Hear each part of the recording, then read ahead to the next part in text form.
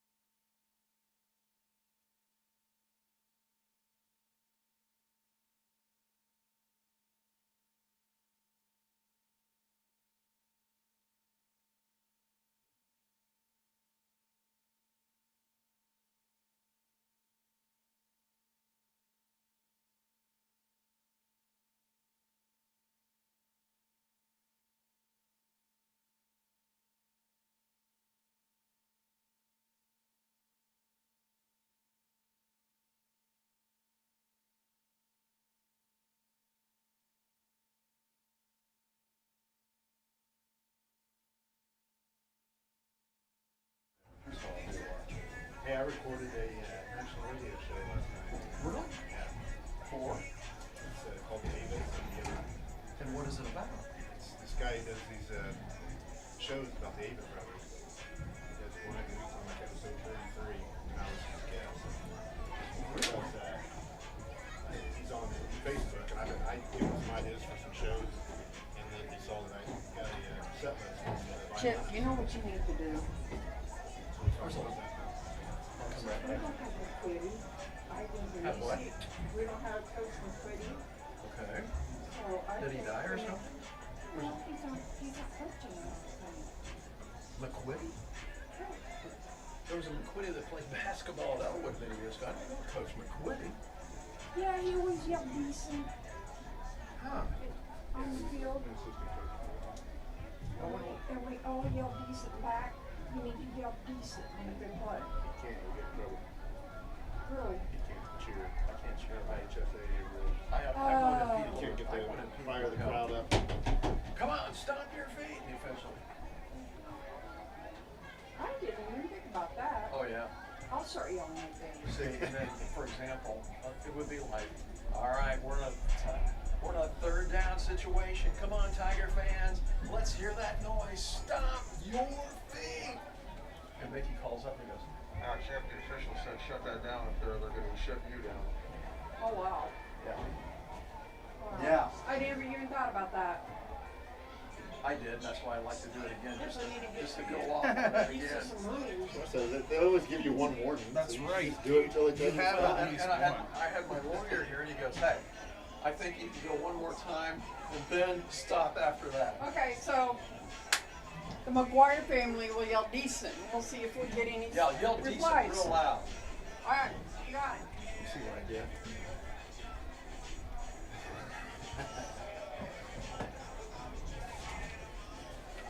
He was spraying his yard with some sprayer when I came.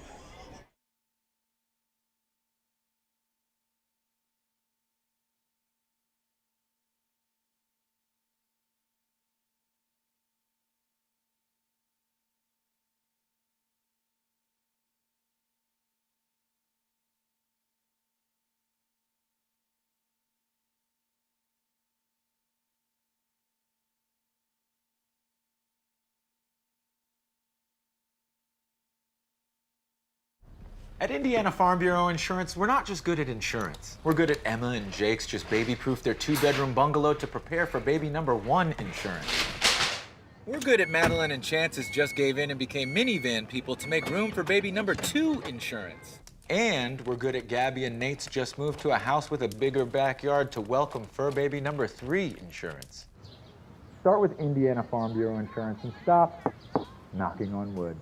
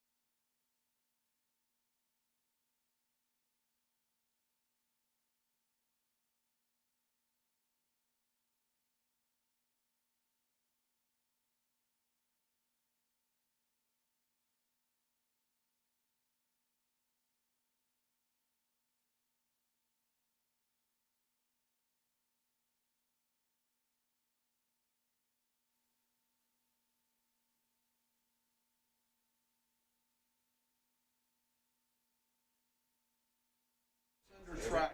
Saving money. That's a good move.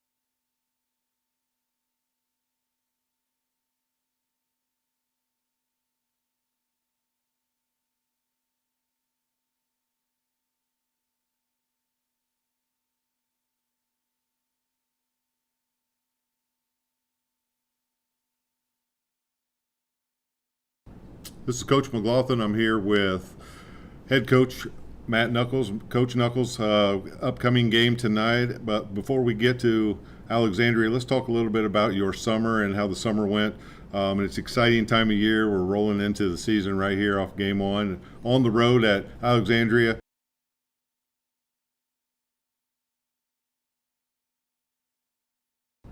This is Coach McLaughlin. I'm here with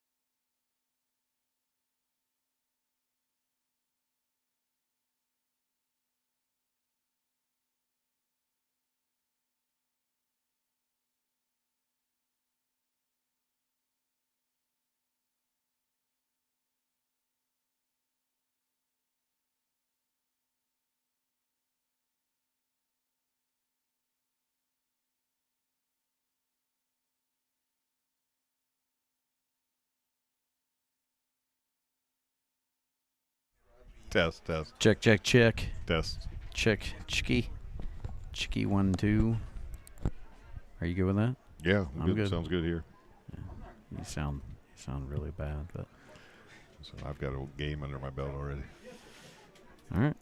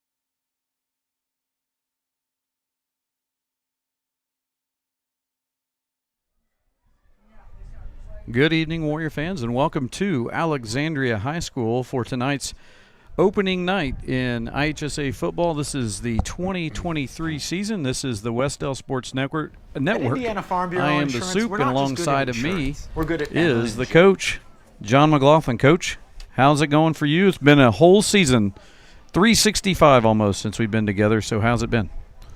Well, it doesn't seem that long, but yeah, it's been great. Just really excited for this season, really excited for the things that we have upcoming. And Coach Knuckles is, I know, really excited about his team and the direction that the program's heading, and just so much to be excited about for Wes-Del football and just Wes-Del sports in general. But tonight we're focused on football and a lot of good things happening tonight, and I think that it's just going to be a great night. The weather's going to participate with us and make everything nice and cool, and we're going to have a great night for football. Well, it is an exciting year. There's a lot of exciting buzz in the air. If you're a Warrior fan, you know about it. You know that there's a big week 2 coming up that I know everybody's excited for. We don't want to get too far ahead of ourselves. We'll have plenty of time to talk about the refresh of Paul L. Parker Field and how that's going to work next week, and how we can't wait to have all of you out at home and to really christen that with a hopeful win over Tri-Central. But we're in week 1. We're here at Alexandria against a strong Alexandria Tiger team. This is a team that has it's been led by head coach Pete Gass for many years, and they like to spread the field. They like to throw the ball around, and they have coach's son under quarterback, and we looked at them out there on the field pregame. Coach, they're a pretty big team. You saw a lot of size, didn't you? Yeah, they're a big team and a lot of good numbers, and so we'll have our hands full tonight. But we knew that coming into this, and you don't base your whole season on one game. You just go out there and see what happens, and it's always good to go play someone else too. You've been practicing against each other for so long and all summer, and now it's time to play some real football. So that's going to be what happens tonight, and I'm sure that Coach Knuckles and his staff will have them prepared. We're going to leave it all out there, and like you said, it's a very good Alexandria team, but it's game night, so it's exciting for, I'm sure, all the communities that are tipping off tonight, but especially for us here in Wes-Del. And it has been a really strong summer for the Warriors. They've had a great summer program. Coach Knuckles has really talked in all of the articles in the paper, the Star Press, the Ball State Daily News, the great coverage from Zach Carter from the Ball State Daily News and Gus Martin from the Star Press and the articles today, with some players to watch along with the season previews. And Coach Knuckles mentioned just the commitment in the weight room. The numbers are up. Excitement is up for Warrior football. Coming off a 1-9 season, most of the athletes that have been involved for the last 2 years are still with us, and they are now juniors and seniors, so we have some experience. But I know you had the opportunity to sit down and have a conversation with Coach Knuckles this week, and I think we've actually got that here for the viewing, for everybody to view here for pregame. So without further ado, we're going to get ready to switch it over here, and Coach McLaughlin sitting down with Coach Knuckles. This is Coach McLaughlin. I'm here with head coach Matt Knuckles. Coach Knuckles, upcoming game tonight. But before we get to Alexandria, let's talk a little bit about your summer and how the summer went. It's an exciting time of year. We're rolling into the season right here off game 1 on the road at Alexandria. But tell us a little bit about what you felt like, how this summer went.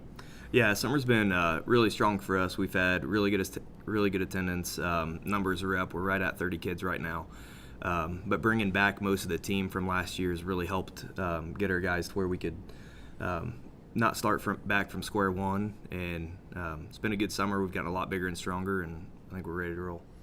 You always feel like, as a coach, that second year is so much easier than the first year. You have everything in place, and guys kind of know what to expect. The expectations are there. So how was the transition then from, the off season into summer?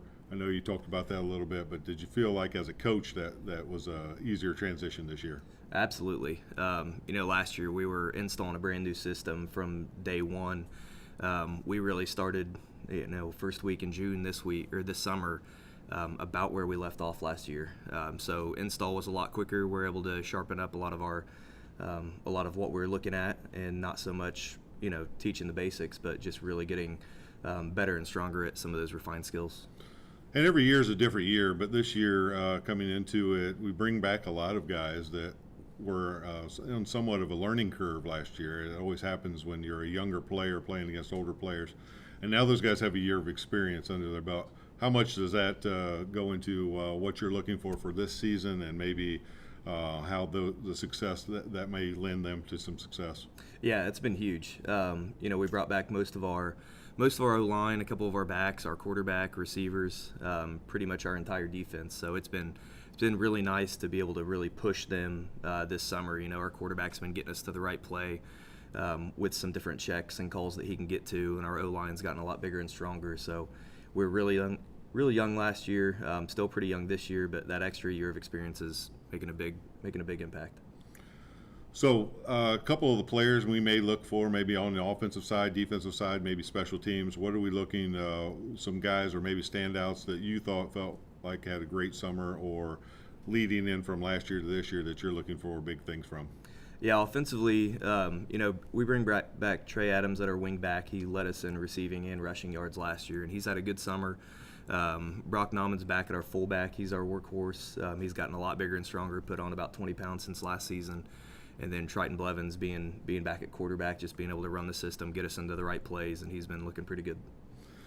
Okay, before we get to Alexandria, let's talk about the elephant in the room. A week from today, we'll be playing on a brand new football field with the new track that's about ready to be done, I think, here any day now. So what's the excitement like? This has to be just like a kid at a candy store for you as a head coach, and I'm sure the guys are itching to get out there and practice and be on that field. Oh, yeah, the kids have been asking me about it every day. Just having to walk by that every day out to the practice field has been a little bittersweet, but most of our scrimmages have been on grass this summer, and then just walking out onto the field, you can definitely tell the difference. We're ready to go. Hopefully we'll be out there practicing, later this week and see how it can go. Yeah, we don't want to look past this week, but man, what a lot of excitement, and I hope that everybody that's out there has a chance to come and the community gets to see. This is, for a school our size, you and I both know this is not very typical to see something like this. So the amount of excitement I'm sure that you feel and that I feel, just as a, I'm not even in the football program, but it's just exciting for our community to have something like this. So can't wait till we're able to get there next week. But this week we have a very good Alexandria team. Tell me a little bit about what we know about Alexandria, what kind of challenges that they're going to give us, and where we might be able to take some advantages on offense and defense. Yeah, Alexandria, they bring back a lot of players from last year. They had a pretty good season. They have two different quarterbacks, a McGuire kid who's more of a runner, one of the probably better athletes in the conference, and then the coach's kid, Gast, is a little right-handed quarterback that's a pretty good thrower. They're pretty big up front. It should be a really good test for us, I think, opening up the season. But definitely some things we can do. I think we have some good skill. We can get to the edge and then run the forefront. There's going to be some things in the run game that we definitely have the advantage on. So then going into the next week, we'll just continue to build on that. But then the next week on home field, this is probably a weird question to ask, but what's the difference to playing on grass to turf? Do we have different turf shoes? Do we have different things, or is that something we're still in the process of figuring out, just what's going to work for us? Yeah, they'll use the same cleats that they use in grass. They do make some turf cleats, but nothing we will need to mess with. I think it'll definitely, if anything, be a mental thing for our kids, just being on our home field, that being our field, make them feel or look a little faster than what they are. And then really the big thing is being able to practice on that, have real landmarks with the hashes and the numbers for them to be able to get used to in practice. That's just going to carry over for the game. Okay, Coach, we're going to take a look at a couple of clips. Talk me through, this looks like a defensive clip here. Tell me what we're looking at and what you saw and what you liked about this clip. Yeah, these next four clips are from our jamboree this last Friday. We scrimmaged Union City, which is a sectional team for us, and then Cambridge City. This first clip here is Cambridge City. We have them week 9 this year. Saw some good things. This first clip, we're on defense. They're in their spread set. They run some motion with one of their wings and try to run an ISO. Our inside linebackers did a great job here. Grayson Mealy filled a gap, got a big hit on the fullback, and that opened up Brock Nauman closing in for a big play on their tailback.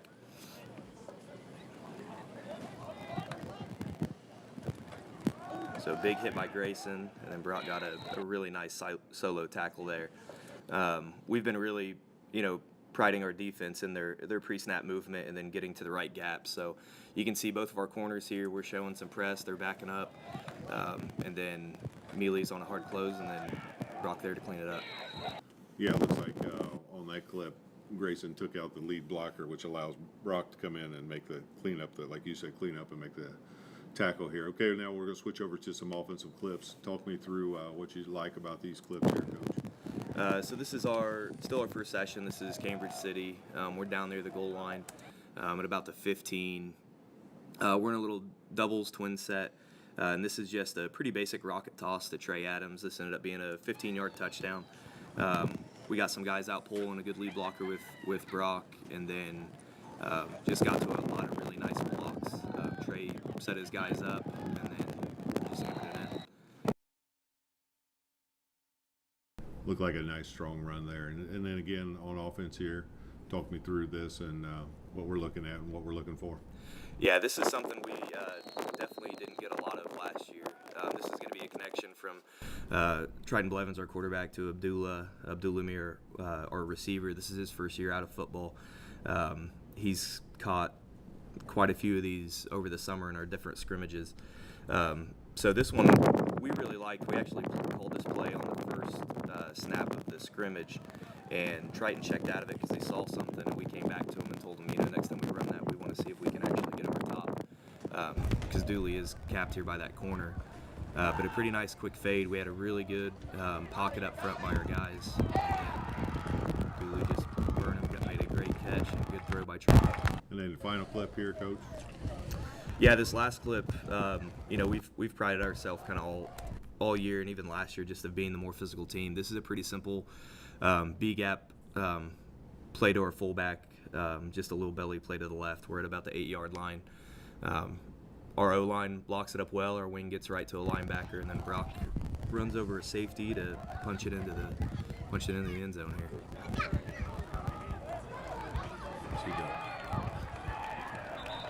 Drag a couple guys with him into the end zone there. That's some good stuff. He's been a hoss this summer, really hard to tackle, and a guy that we're really going to weigh on this season. It's funny because I watch a lot of those guys that you're having some success with, and I know them just from last year and their numbers and watching them, and it is not a mistake that they are killing it in the weight room too. So that's a big part of success, I know, for you too. Absolutely, we fit it hard.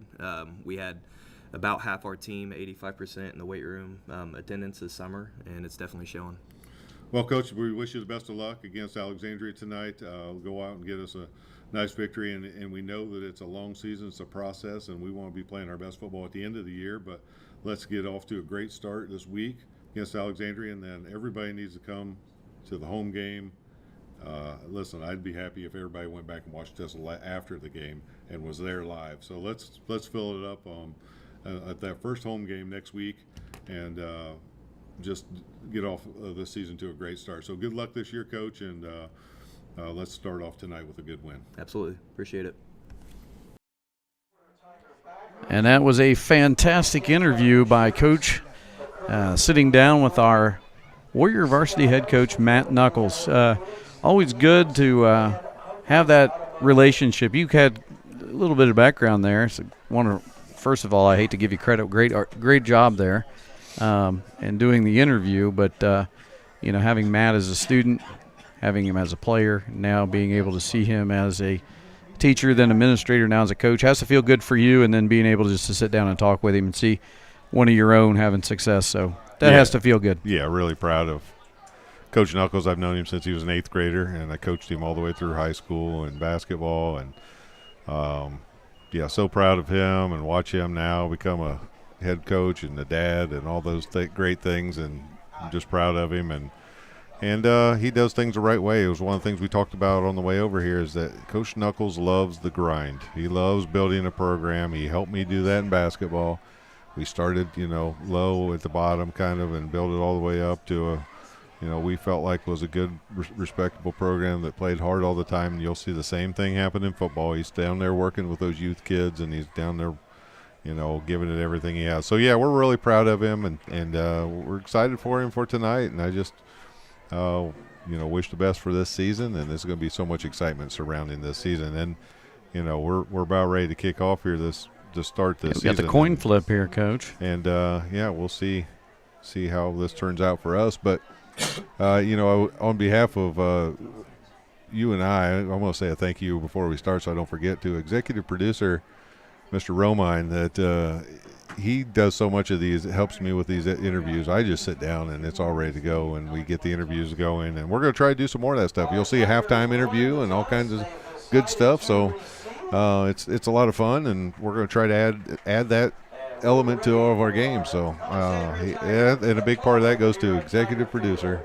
Mr. Andrew Romine. So doing an excellent job, and he's controlling everything for us here. He's with us. This is the first road game that we've been able to have an executive producer with us, and the program just keeps going up and up at the Wes-Del Sports Network. Other than you and I. Yeah, has nothing to do with us. And we're getting ready to I didn't see who elected to receive there. Was that us? Looks like I believe we're getting the ball first. Yeah, we're about to find out. I guess we probably should have paid attention to that. Well, you were talking. Yeah. You distracted me. That is my job on games tonight. Well, Warrior fans, we hope that it looks like many of you may have traveled out. You may be over there listening to us, or at least having us muted on the other side of the field. But a great crowd traveled over to Alexandria, a nice little 15-minute drive from most homes in the Gaston area. But if you're not and you're tuning in, we're glad you chose the Wes-Del Sports Network. We're glad you're with us. And hopefully we bring you a wonderful opening night football game here from Alexandria. It looks like the Warriors will be kicking off and Alexandria will be receiving. That's Corbin Price being ready to kick off for us. And back to receive for Alexandria is number 7, Gabe McGuire, and number 3, Colin Johns. That big head, or that, hey, how dare you? That fat head that parent is holding up is blocking my view, but that's okay. I thought we weren't even into this first game yet, and you're calling me a fat head. Normally, it's your fat head that's in the way. Yeah, and I'll probably be standing here in a second anyway. Kickoff away, and it's going to be fielded by McGuire. McGuire has it here. Shifty move, and he's got some room. And this could be, I believe they're not going to catch him. And right off the bat, Gabe McGuire has put the Tigers on the board on kickoff. And all you can say about that one, folks, is it's a long season, and we got to get the ball back and turn right around and play some football. Well, if you watch it back, they pushed everything to the it was good blocking, pushed everything back to the middle and gave him a seam right up the right-hand side, and he was able to take advantage of it. Once he got past everyone, there wasn't anybody that was going to catch him. So they do a better job of getting over there and making sure that we contain it and force it back to the middle. And Tigers are going to go for the extra point here and back to kick. I can't see his number very well. I do know holding will be Colin Johns. Alexandria getting set. Whistle's blown.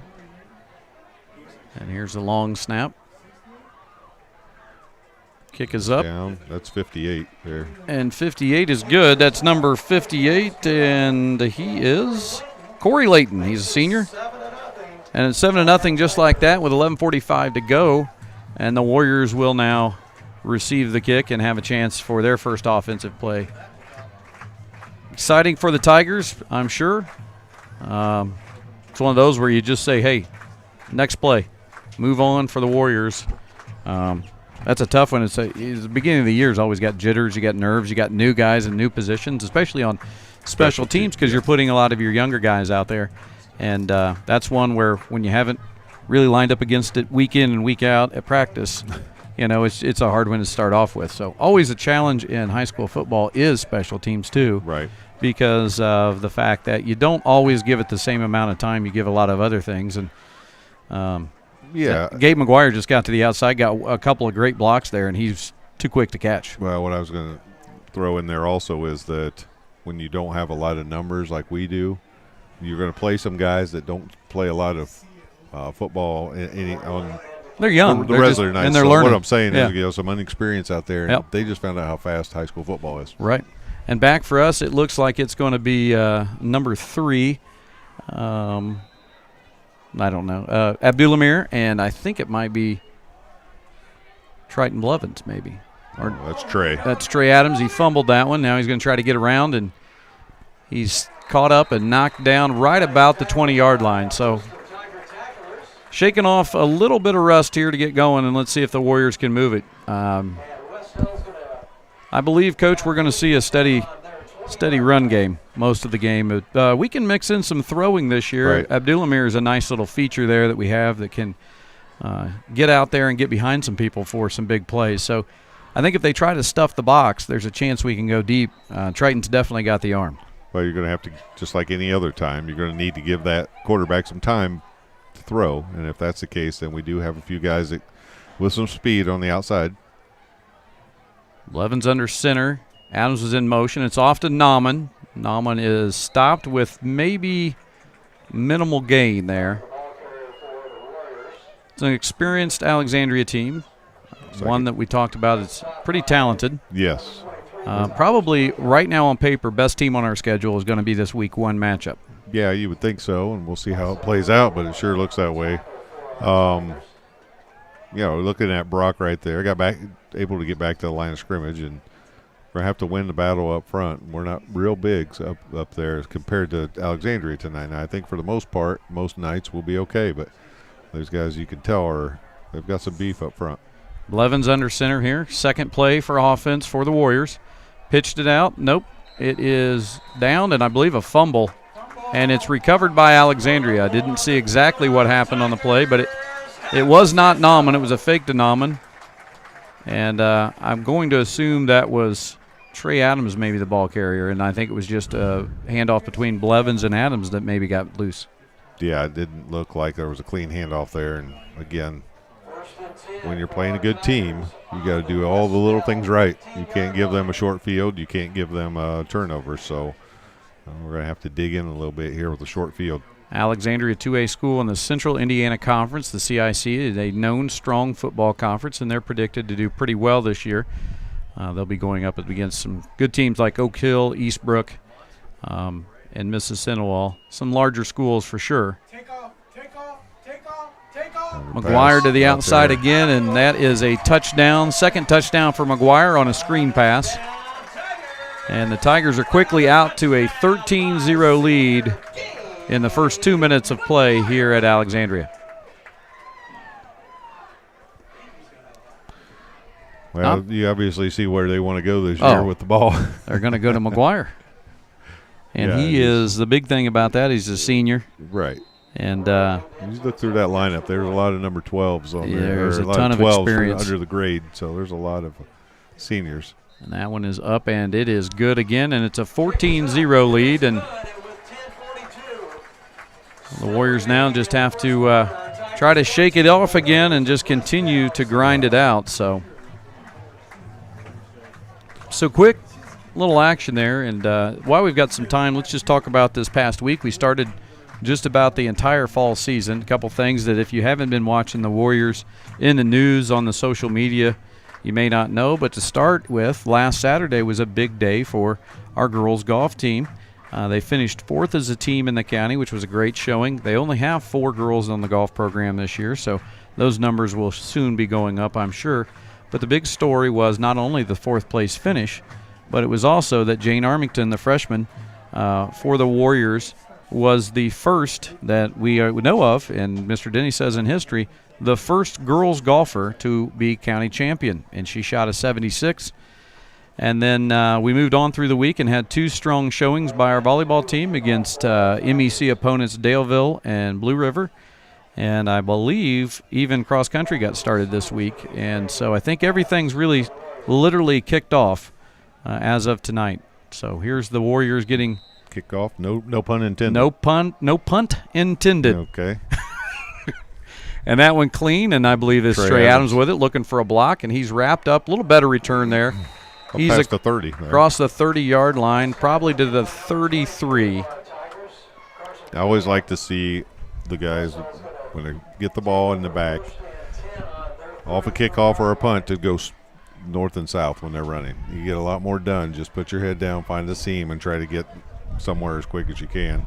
Find that blocker, and Trey did a good job that time. Got us back past the 30-yard line. So not too bad field position here to start. Warrior assistant coach Daniel Hansen, also the head baseball coach coming off a semi-state run in the spring, is the offensive play caller for the Warriors. Here's Blevins under center again. And it looks like it's going to be a pass out, and it is caught by Adams, and that's a good gain, but it's loose again, and I believe it is picked up by Alexandria. I will tell you that was I don't know that you can't really go back and review in high school, but I think he was down. I don't know if he had it long enough. Yeah. But I don't think you can. No, don't care what we think. So. No, they don't. Have they ever? No.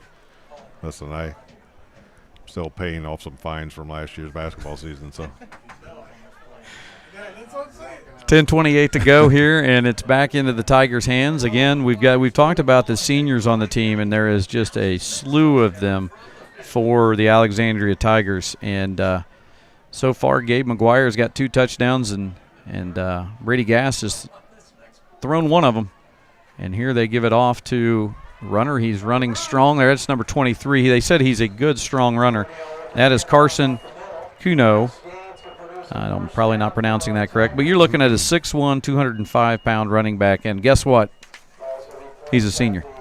Alec Thornburg and Trey Adams are able to bring him down, but you don't want those guys making a lot of tackles because that means it's back in the backfield. You don't want your defensive backs making a lot of tackles on running plays. No, and last year that was one of the things we talked about. We had a linebacker with over 75 tackles, and we had a defensive back with 76. So that's a lot of tackles to be had out there. Little pitch play, and it's eaten up there. That was number 23 on the first for us. That is – oh, I'm sorry. That's Jonah Whitworth, who had the tackle initially. You got to get your arm off of the program so I can read it. What I'd like to do is get these in numerical order next It would be week. nice if we do that at our athletic department. I'm going to put that pitch out there. If you're watching and you're part of our athletic department, get them in numerical order. It would be nice for everyone. That's an order from your superintendent. Here we go, and it's Brady Gast in the shotgun. Hand off to, Grayson Mealy trying to push him outside, but actually can't get to him in time. He cut upfield and finally taken down. If I could get Cunningham Optical to get me some eyes and I could read that. I think that was Dallas Godby on the tackle. It's going to bring up about 3rd and 2 here. So correction, Luke Powers on the tackle. 3rd and 2, coach says. 9 minutes, under 9 minutes now, 8:57 to go. 14-0. Tigers have scored on a kickoff and a screen pass here early. If you're just tuning in, the Warriors have 2 fumbles on their first 2 offensive possessions. it's a handoff again. It's a handoff in pursuit now, coming down. I think that's a stop right there. That might have been Corbin Price on the tackle. It was Corbin Price. Oh, no, they've got him a first down. Still able to pick up enough yards to get the first down, but at least he didn't break that because we've seen what happens when he gets some open field. Yeah, that's the first time we've got McGuire down in the 3 times he's had the ball. 1st and 10 from looks like about the 16-yard line maybe. Yeah. They're all offensive coaches down here. They've got some signs they're holding up that have different words on them. Okay. I've seen that tactic before. Going deep. And touchdown. That's a touchdown. That was caught by, I did not see if that's number 3. Yeah, Colin Johns, number 3. Again, he's a senior, 5'9", 170. Caught a deep pass there from Brady Gass. We weren't in terrible position, but Abdullah's got to turn back and see the ball in that situation. But he wasn't in terrible position defensively. He's just got to make sure if the ball's on the way, he's got to get a hand on it. Well, and they've got a whistle now. And we got a flag. I'm going to guess that's on the Tigers. First flag of the game, first flag of the year. Looks like it's 5. False start. On the official? Well. False start on the Tigers. It's going to back it up. Though I can tell you that Corey Layton has been putting it through. This 5-yard penalty should not be a problem. He's got enough foot to do it. This would make it 21-0 with 8 minutes to go. It's up. And it's good. It's 21-0, and that's going to lead us to our first pause here in action. You're watching Wes-Del varsity football on the Wes-Del Sports Network. This is your IHSAA. This is your state. This is your high school. This is your athletic association. Fans, I'm IHSA Commissioner Paul Knighty, and we're here to make sure that all of this remains yours. This is your state. This is your community. This is your IHSAA. And we're back here at Alexandria High School, where the Tigers have taken an early 21-0 lead on the Warriors. It's 8:01 left in the first quarter. And Coach, if this continues, it's going to end up running that clock pretty quick. I think it's second half, isn't it? When that yeah, clock it doesn't runs? start till second half, and we hope we don't get there. We'd like to stop some of our own issues here with the fumbles. And sometimes the best thing you can do is get a long possession on offense. So if we could just grind out a couple first downs here and keep the ball longer than 2 or 3 plays. That's a decent kick. And again, this is going to be Trey Adams with it. Adams trying to find a hole to get up and in, and he has taken it again across to almost the 27-yard line. It's just short of 30, so see what we can do offensively here. I know that I was trying to, like we said, move the ball a little bit, try to get a first down, and see what happens from there. Well, at this point, we just got to stay in it mentally. It can be defeating. It's hard for kids at this age to get down 3 scores, but our focus has to be next week and really focusing on the rest of the year, so you can't just get down early. You got to keep it going. And here we go. Blevins under center. And he's away to make a pass. The pass is tipped almost not. He was intended for Corbin Price. That ball was tipped by. Not a bad pattern. Trey or Corbin, whoever it was, is open. We've got a timeout here. Got a timeout. He's touching his elbow. I believe somebody's got blood. Well, I thought maybe Godby. Dallas Godby has blood. I thought he was signaling the people's elbow by the rock. And I thought it was a little early to bring out the people's elbow. And we have substitution, Coach. 82 coming into the 62? game. 62. 8-6. Well, I'm looking. They're not in order here. Xavier Clock. Xavier Clock is in for Godby, a freshman. Probably biting down on that mouthpiece a little hard. This was not when Xavier thought he would be in the game due to an injury, but he's in there and getting some experience. Adams in motion, pitch to Adams. He's around the outside. Got a good gain so far, probably our best carry so far of the night, a gain of 8. Again, you just keep stringing it together. Did not see if he went out of bounds and see no signal from an official, so I'm going to assume it runs. Listen, I don't think that's a bad thing. No. We want to string this together. The best thing we could do is shorten the game. Well, we want a first down. That's right. Looks like we've got a third and I'm going to say 3, a long 3. Yeah. So. See what Coach Knuckles does. Then Coach, like you said, Daniel Hansen, our offensive coordinator here, see if he puts together what we're going to do, a run play, or it looks like we got a timeout. It's going to be a timeout. It's not a bad timeout. And we're going to take a timeout here on the Wes-Del Sports Network.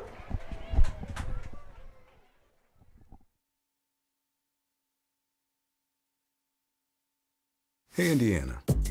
Let's clear the air about vaping. Glue, rat poison, paint. We all know these products contain poisons like formaldehyde, arsenic, and lead. And these are just a few of the chemicals you'll find in e-cigarette vapor. Let's clear the air, Indiana. Don't puff this stuff. Visit don'tpuffthisstuff.com to join the fight and spread the word.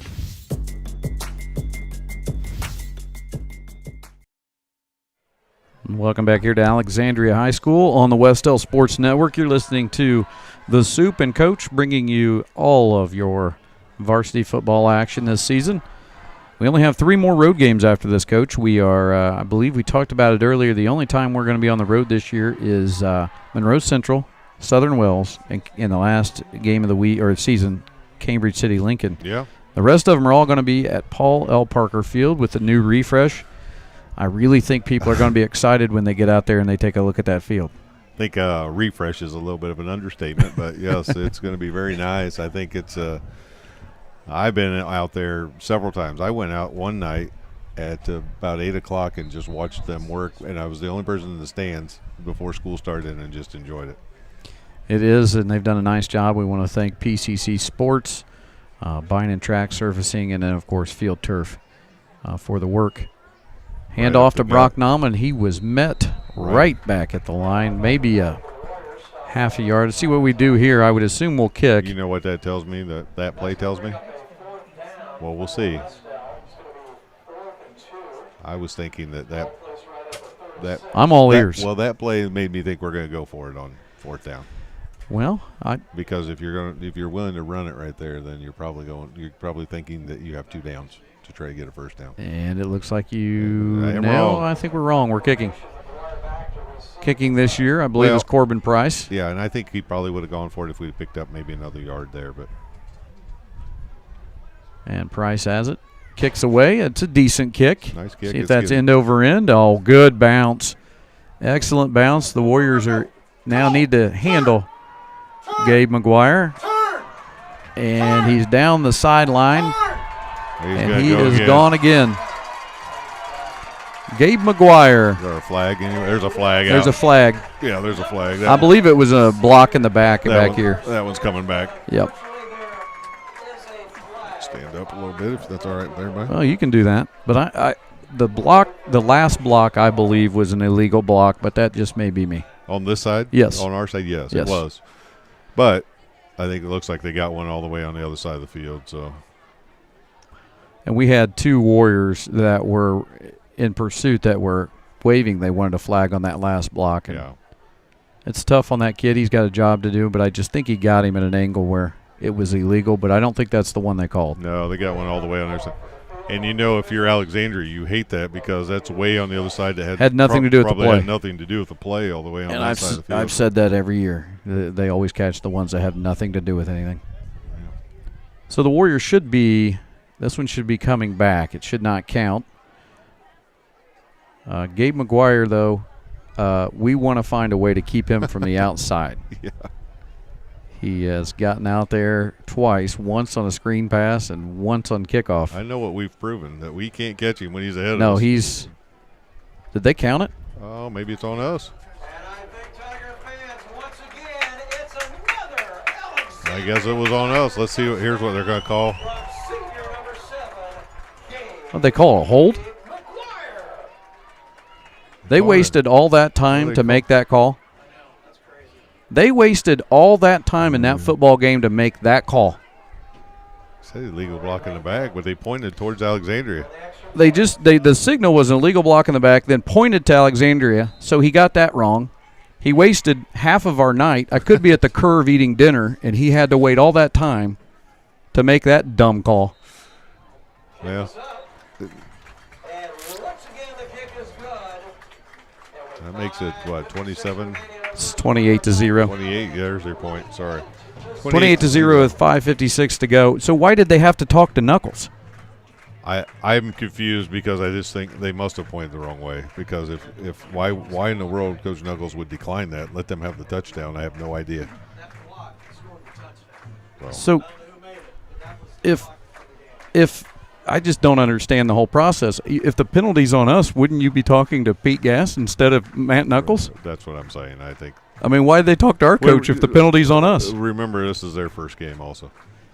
You know what I think about it? I'm afraid to ask. I think they suck. And I think that's why we have a shortage, because guys like me think they suck. It is what it is.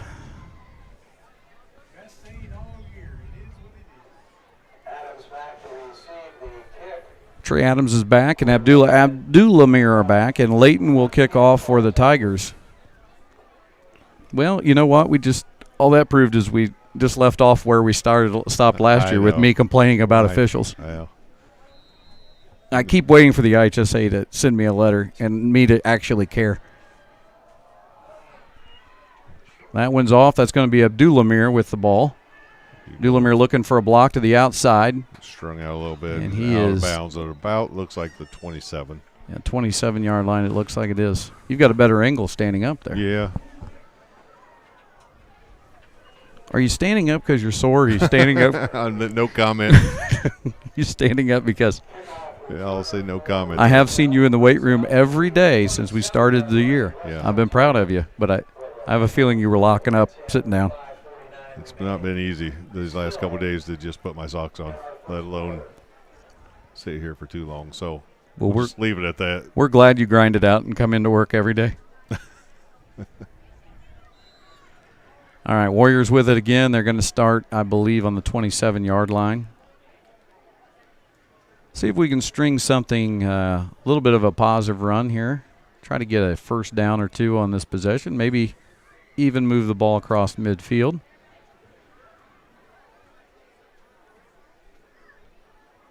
Looks like we've got wide formation here. We're going to throw. Triton's back. He's going to throw deep. Throws it up.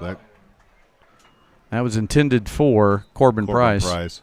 If Corbin would have stopped and tried to come back to the ball, he probably would have got a passing interference there. But you also want to try to run the pattern. But if he would have stopped right there and tried to run back a little bit, I think he'd have probably got a passing interference, but didn't. So it brings up second down. 5:44 to go in the first quarter of play here in Alexandria. Great crowd tonight. Alexandria brought a lot of Alexandria has a great crowd. We have, I'm going to have to join you on the standing up portion. We've traveled well, too. Like, I'm not surprised, but we've traveled well. Great crowd all the way around. Everybody's excited, and it's nice out, nice weather. So there's another flag. Another flag by the White House. He's got them all tonight. It might have been a delay of game.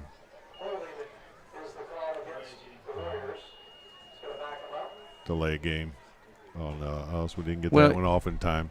But I don't blame him for announcing holding. Did you see his first signal?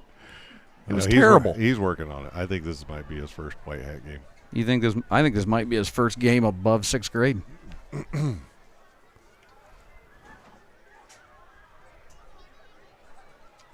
5:44 in the first quarter. I'm going to tell you what is not easy is staying here smelling these cheeseburgers and hamburgers. Man, they smell good. Well, they've offered us pizza. You talk about hospitality. We've had great hospitality here at Alexandria. They're awesome. It's been always starting week one with the best hospitality goes to Alexandria. That's a pass out and right out of our hands. Intended for Mason Davis. Mason Davis lost that one, and it's going to bring up third down and 15. The bad thing about not catching that and staying, even if you catch it and don't make a big gain, is the clock is stopped. And, you know, we need, like we said, the best thing against an explosive team is to keep the clock running. Yes. That is correct. It's 5:40 now, so we only ticked off 4 seconds on that one.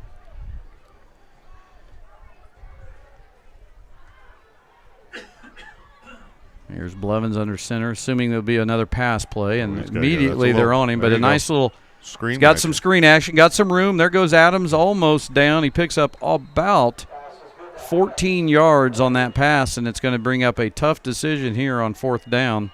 I believe we'll go for it. Yeah, it's going to be 4th and 2. I thought at first you looked like there was no blocking, but that was designed to let the guys through there and dump it right over the line. That was a nice call by Coach Hansen. Yeah, I thought the same thing at first. I thought it was a broken play, and then I realized, hey, they're doing a little this is what we want you through. And we are going to go for it on fourth down. And now we'll see if we can convert here.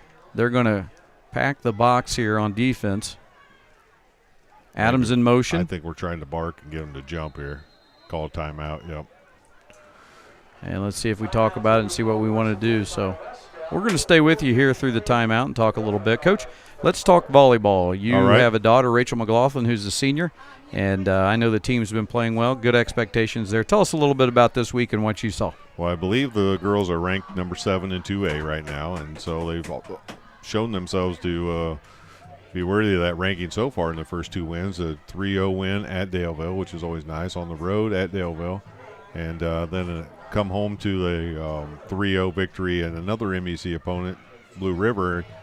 So 2-0 in the conference. If you noticed our schedule, which I don't know if you saw, but we play 6 conference games in a row to start the season. So we just to start out 2-0 is really important. You don't want to lose one of those early. So, yeah, the girls are doing well. I thought they played really well against Blue River. I know you were there and saw. I thought they played well, especially coming off of a game the night before at a tough, county rival. So I thought we played well in both games, but really well in the Blue River game. And so good things coming, and we're having a halftime interview here from Coach Wilson. He'll talk a little bit more about the season. We're kicking, and it's Corbin Price. We're going to kick it away. Let's see if we can. I'd kick that thing right out of bounds if I was. I would too. He tried to. It's running right down the sideline, and there comes a flag. And now they picked it up, and McGuire has it, and we might get to him on this one, but there's a flag on the play. Let's see. You never know. I mean, I got to be honest with you. I have no idea what possibly the flag could be. Well, we'll see. They did talk to Knuckles, but that doesn't mean anything. I'd like to get an explanation at halftime and see what happened there. Well, that's something you can do. I'll see what I can do. Be sideline reporter at halftime at the same time as probably going to the restroom at your age. Trying to avoid those hamburgers. I know they smell so good. Folks, if you're here and you're listening from the other side, it's worth the walk over because the hamburgers smell good. Do we have a signal? Yeah. It's like holding against the Tigers? Tigers. I'll back them up a little bit. I think might be the first time we've been on our side? Been down on this part of the field for a while. So we're going to start at I think 16 maybe. Oh, maybe not. I don't know. He's walking diagonally. Well, he doesn't have the football, so we will. Well, there's 2 footballs out there. Yeah, pick one. And now we're backing it up. And, well, we're inside of that. We're down to the, what is that, the 11? It looks like they're going to start, about the 11-yard line. Ball on the 11. Well, we definitely want to contain some. Know where number 7 is. Gabe McGuire's the guy to contain. That's absolutely true. It's 4:35 to go here, 28-0. And the Tigers have been able to. Now they're going back another 5 yards. What are we doing here? Yeah, they took it back to the 5 or 6. What 5. What was? Did they change the rules? A holding penalty, a 30-yard penalty? I don't think he knows. That was a 30-yard penalty. I don't know. What gets me is it was on the 16, so that's not an even increment. Why do you light the fire? Why do you continue to put gas on the fire with me? I don't know, but then you try to calm me down. Oh, we jumped. We're gonna give them that 5 right back. Well, you never know. They got a 30-yard penalty on a hold. What's ours going to be on offsides? That's the encroachment on us. So. Encroachment, and he'll walk it up. Those are some good strides. I'll bring up 1st and 5. We don't want to. Again, you can't make your own penalties, and that's one of the things that Coach Knuckles will be looking at right now. Is when it's 28-0, we got to still mentally be ready to play and get yourself ready. Those are the mistakes you can't be that you can't allow to beat yourself. Yeah. I mean, we can't have those kind of things happen. Sophomore quarterback Brady Gass, coach's son, under center, and he hands it off. Cut back in this play.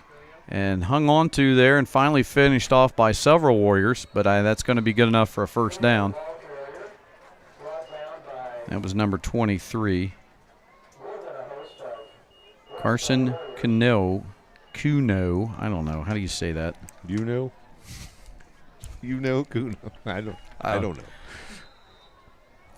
know. I do know that I don't see a number 18 on our roster. Well, you got to search for it. Made the tackle. You got to search for it. Did I just miss it?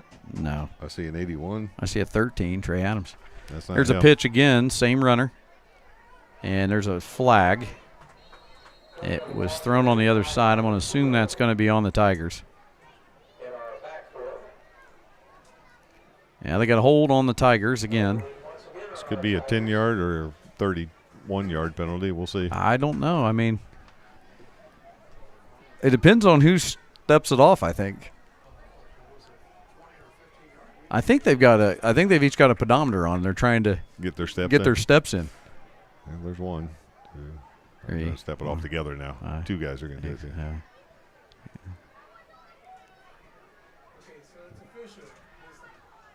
All right. So we did. Now we're back. It's 1st and 20. And ball's on the 9-yard line. We've got 3:57 to go in the first quarter.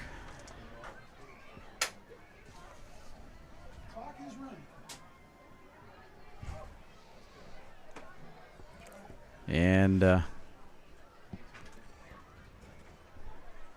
clock's moving.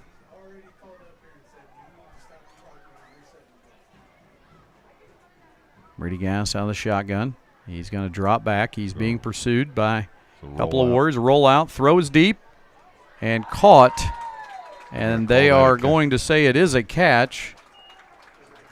Several of our coaches said it was out of bounds, but looks like they called that a catch over on that side. And again, Abdullah wasn't in terrible. No, he's a good spot. He had good coverage. We have to remember this is Abdullah's first year playing football, so he'll get better as the year goes. Yes. At just getting a hand in there because he's there. So now just get a hand and knock that thing down. You don't have to make an interception. Sometimes just knock it down, knock it out of their hands. He'll get better at that because he's there. 1st and 10, ball's on the 33 with that completion. Gast has, again, coach's son. He's grown up as a quarterback, and you can see it. There's a handoff. Initial move made there, and then finally tackled and down. Cuneo is the correct pronunciation, and he is up about 6 yards. So it's going to be 2nd and 4.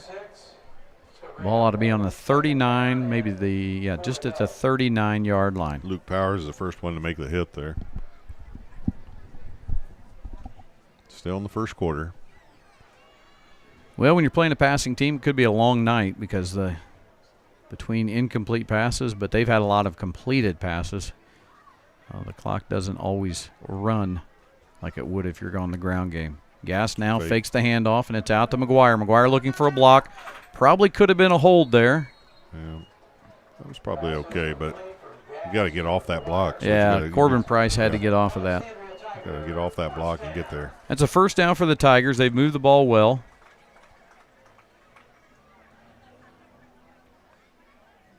First and 10, ball on the 46, 2:16 to go in the first quarter. 28-0 Alexandria. Brady Gast in the shotgun. Handoff. Again, tackle, got to hold on there, and that is number 18. You're right, we have a number 18. And it is... Maybe Jonah Whitworth? No. Okay. No, Jonah's 23. I'm sorry. I think 18 is Triton. I think he has a different jersey on tonight. Probably need to note that when we watch him on offense, but I think that's Triton. It's throwing me off a little bit, I guess, since he's on defense. He also has the play call wristband on, so I'm saying that's Triton. All right. Gas now, and there's a flag on the play. Let's see. What do we got? Both of them are shaking their heads, so I think they got it. They were on agreement here. False start on Alexandria. It'll be 2nd and about 6 now instead of 2nd and a short 1.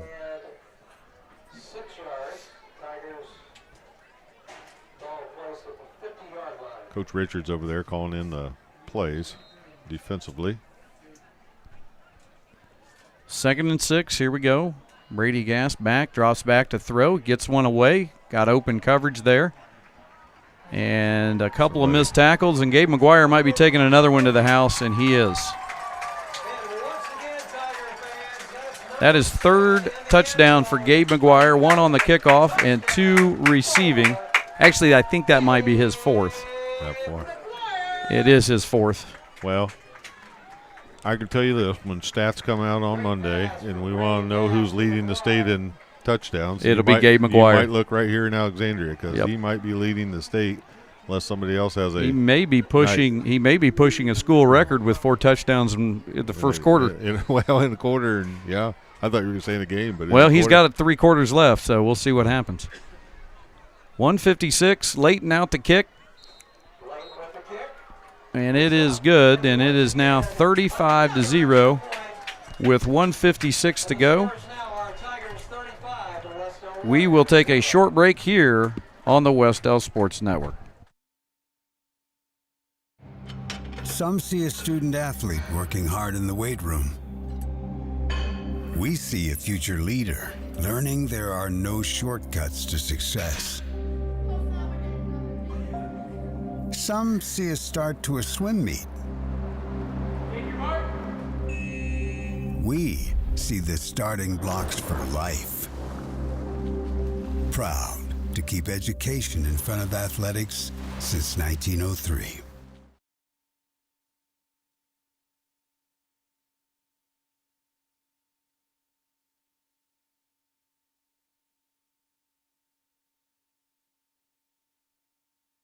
We'll get you in a minute. And we're back here at Alexandria.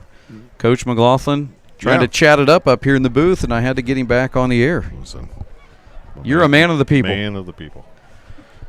Jack Rooker carrying a camera. When you coached basketball, everybody in Alexandria hated you. No, they did not. It's not true. Coach Carroll and I are good friends. That is true. And here's the kickoff to the Warriors, and Abdulamir will return. He's across the 20, and he is tackled there at just about the 20-yard line. The Warriors will take over. So another opportunity for Wes-Del to try to move things along here. Hey, there's some water for us. Thank you very much. And we got some water. Again, finest hospitality you're going to find so far I've seen in quite a long time is Alexandria Tigers. We want to thank Athletic Director Mickey Hosier and all the staff up here has been so kind to allow us to live stream here. We hope we have some Alexandria fans that'll go back and watch the game and just mute us. And you can watch the game. Watch executive producer Andrew Romine's great work and mute us. It is Blevins in 18, and he throws it out, and that nice is catch. caught. And that's a nice catch. I think that's Corbin Price. Good hands. A lot like his brother on that one. That was an excellent rollout, and number 18 tonight is Triton Blevins, Coach. I'm sorry.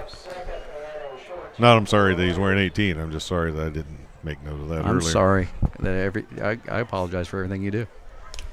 I'm going to have to ask executive producer if we have the ability to see comments this year or not. Well, we do. Okay. Well, I hope not.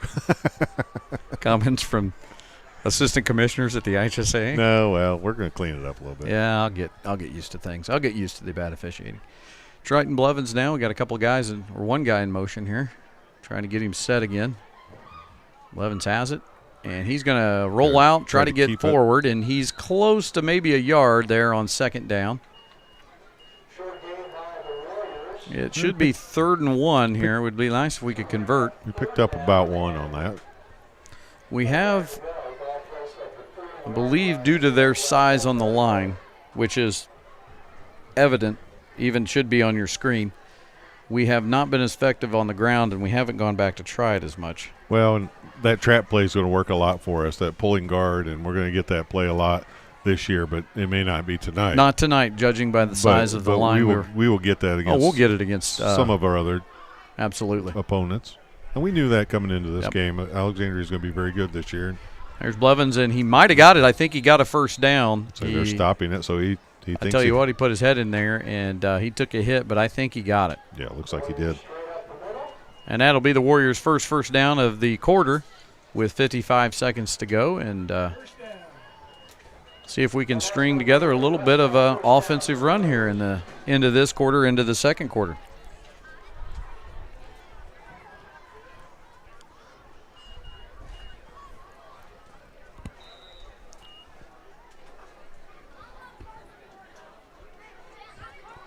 This may be the last play of the. If we run here, this could end up being the last play of the first quarter. Well, we only have 2 out on the right side, far side by our sideline, and then we've got it packed in. I believe this is a run play. Adams in motion. Oh, hold on to that thing. Out to the outside, and he is stuffed for a loss. Mason Davis again. Mason Davis was met by 3 different Tigers there. Probably let that run down and end the first quarter here. Should be. And we will be taking a short quarter break. Give us a chance to learn about the IHSA and maybe even some sponsors. I don't know what we're Well, and the dangers of vaping. Yes, IHSA will let you know about that at some time tonight. Okay. Don't be an 8, don't vape. That's the end of the first quarter. Score is 35-0 here at Alexandria. A good Tiger team with a strong lead. We'll catch back up here shortly in the second quarter. You're watching Wes-Del Varsity Football on the Wes-Del Sports Network. At Indiana Farm Bureau Insurance, we're not just good at insurance. We're good at Emma and Jake's just baby-proof their 2-bedroom bungalow to prepare for baby number 1 insurance. We're good at Madeline and Chance's just gave in and became minivan people to make room for baby number 2 insurance. And we're good at Gabby and Nate's just moved to a house with a bigger backyard to welcome fur baby number 3 insurance. Start with Indiana Farm Bureau Insurance and stop knocking on wood. Some see a student athlete working on a shot. We see a powerful lesson in persistence. Some see a student preparing for success on an exam. We see a student athlete preparing for success in life. Proud to keep education in front of athletics since 1903. Some see a student athlete working hard in the weight room. We see a future leader learning there are no shortcuts to success. Some see a start to a swim meet. We see the starting blocks for life. Proud to keep education in front of athletics since 1903.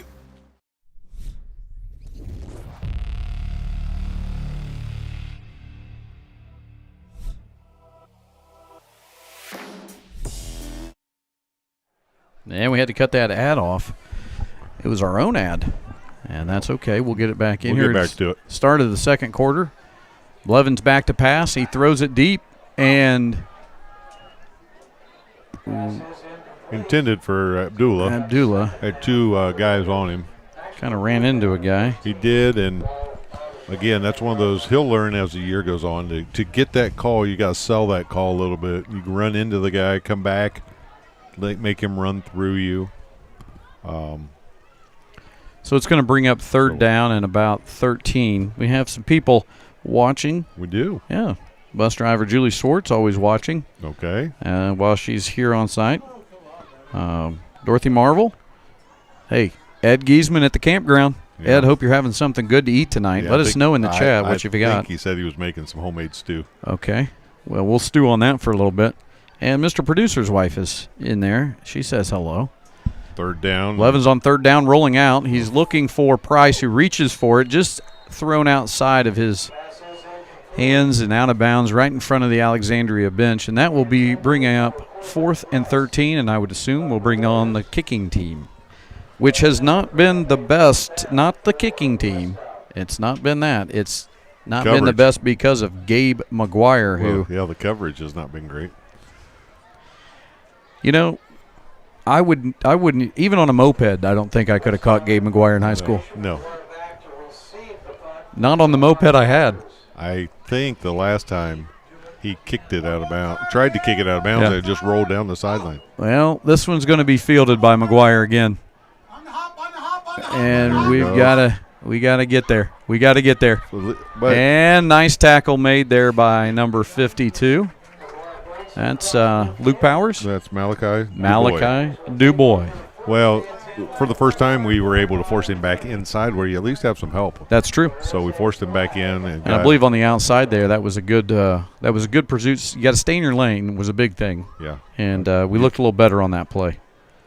I feel like you told me that on the way here. Yeah, I did tell you to stay in your lane. You're trying to. I wasn't driving either. No. Yeah. No, you.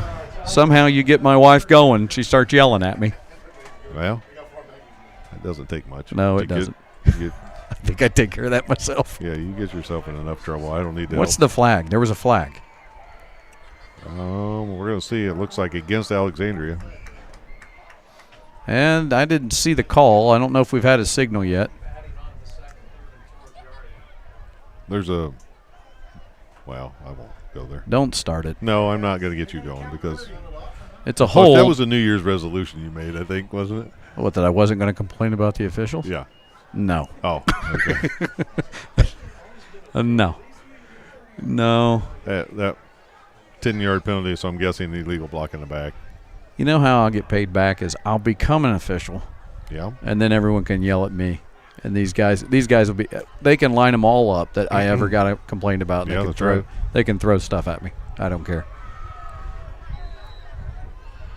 So Alexandria gets it here. I think it's on the 40-yard line, maybe the 41. 1st and 10. Handoff here, up the middle, and he is not trouble. touched. And he's gone, and that is Cuneo with the touchdown, and that is a 60-yard, 59-yard touchdown. And he was pretty much untouched on that one. It was a handoff, and if you noticed, it was McGuire back there this time, and he handed it straight to him. Yeah. And it was right up the gut. That's going to work for him because that is tough to handle. If you can hand it off to him or keep it, if you're McGuire, then that's going to be tough. Yeah, I do believe that this is in my prediction, this is going to be a strong year for Alexandria, and they're going to have a lot of success in the CIC. They look really good. Leighton with the extra point, and that's going to push it to a 42-0 lead. And there's 11:26 to go in this one. Well, you know, if you're Coach Knuckles, you're looking for guys that have a little bit of fight in them. You're looking for things to build on for next week, and you're looking to execute a little better, clearing things up. I would imagine that we'll address some things at halftime about our coverages on punt and kickoffs, and just overall, this is just the first quarter of football, so we're going to want to see us get a little bit of fight back and push back and see where we go from here. As we mentioned, next week we will host Tri-Central at home at Paul L. Parker Field. Exciting evening. It's going to be a family fun night. We've got a lot of things going on. Ribbon cutting will be taking place for the new facility, the track and football field, and we'll be doing that at 5 o'clock. We'll have fans coming in around 5 o'clock for the ribbon cutting. There will also be an opportunity for an open facility at 5:30. So if you're coming out to the game next week, make sure you're there at 5:30. You'll get a chance to walk out onto the track while the Warriors are on the field warming up and get a chance to really see the entire facility. And after that, we have an athletic booster tailgate. This looks like it's Trey Adams. It is. He's up across the 30-yard line. So I believe the athletic boosters will be doing hamburgers and hot dogs in the back lot behind the school there. Okay. And probably be some music played. Hopefully not Mr. Denny's playlist. If it is, it'll be a Steady Diet of Poison from 1987. And he'll probably be singing it. Probably a little Prince. And then no doubt he'll be singing Fishing in the Dark. Yeah. I'll be somewhere else. I would be too.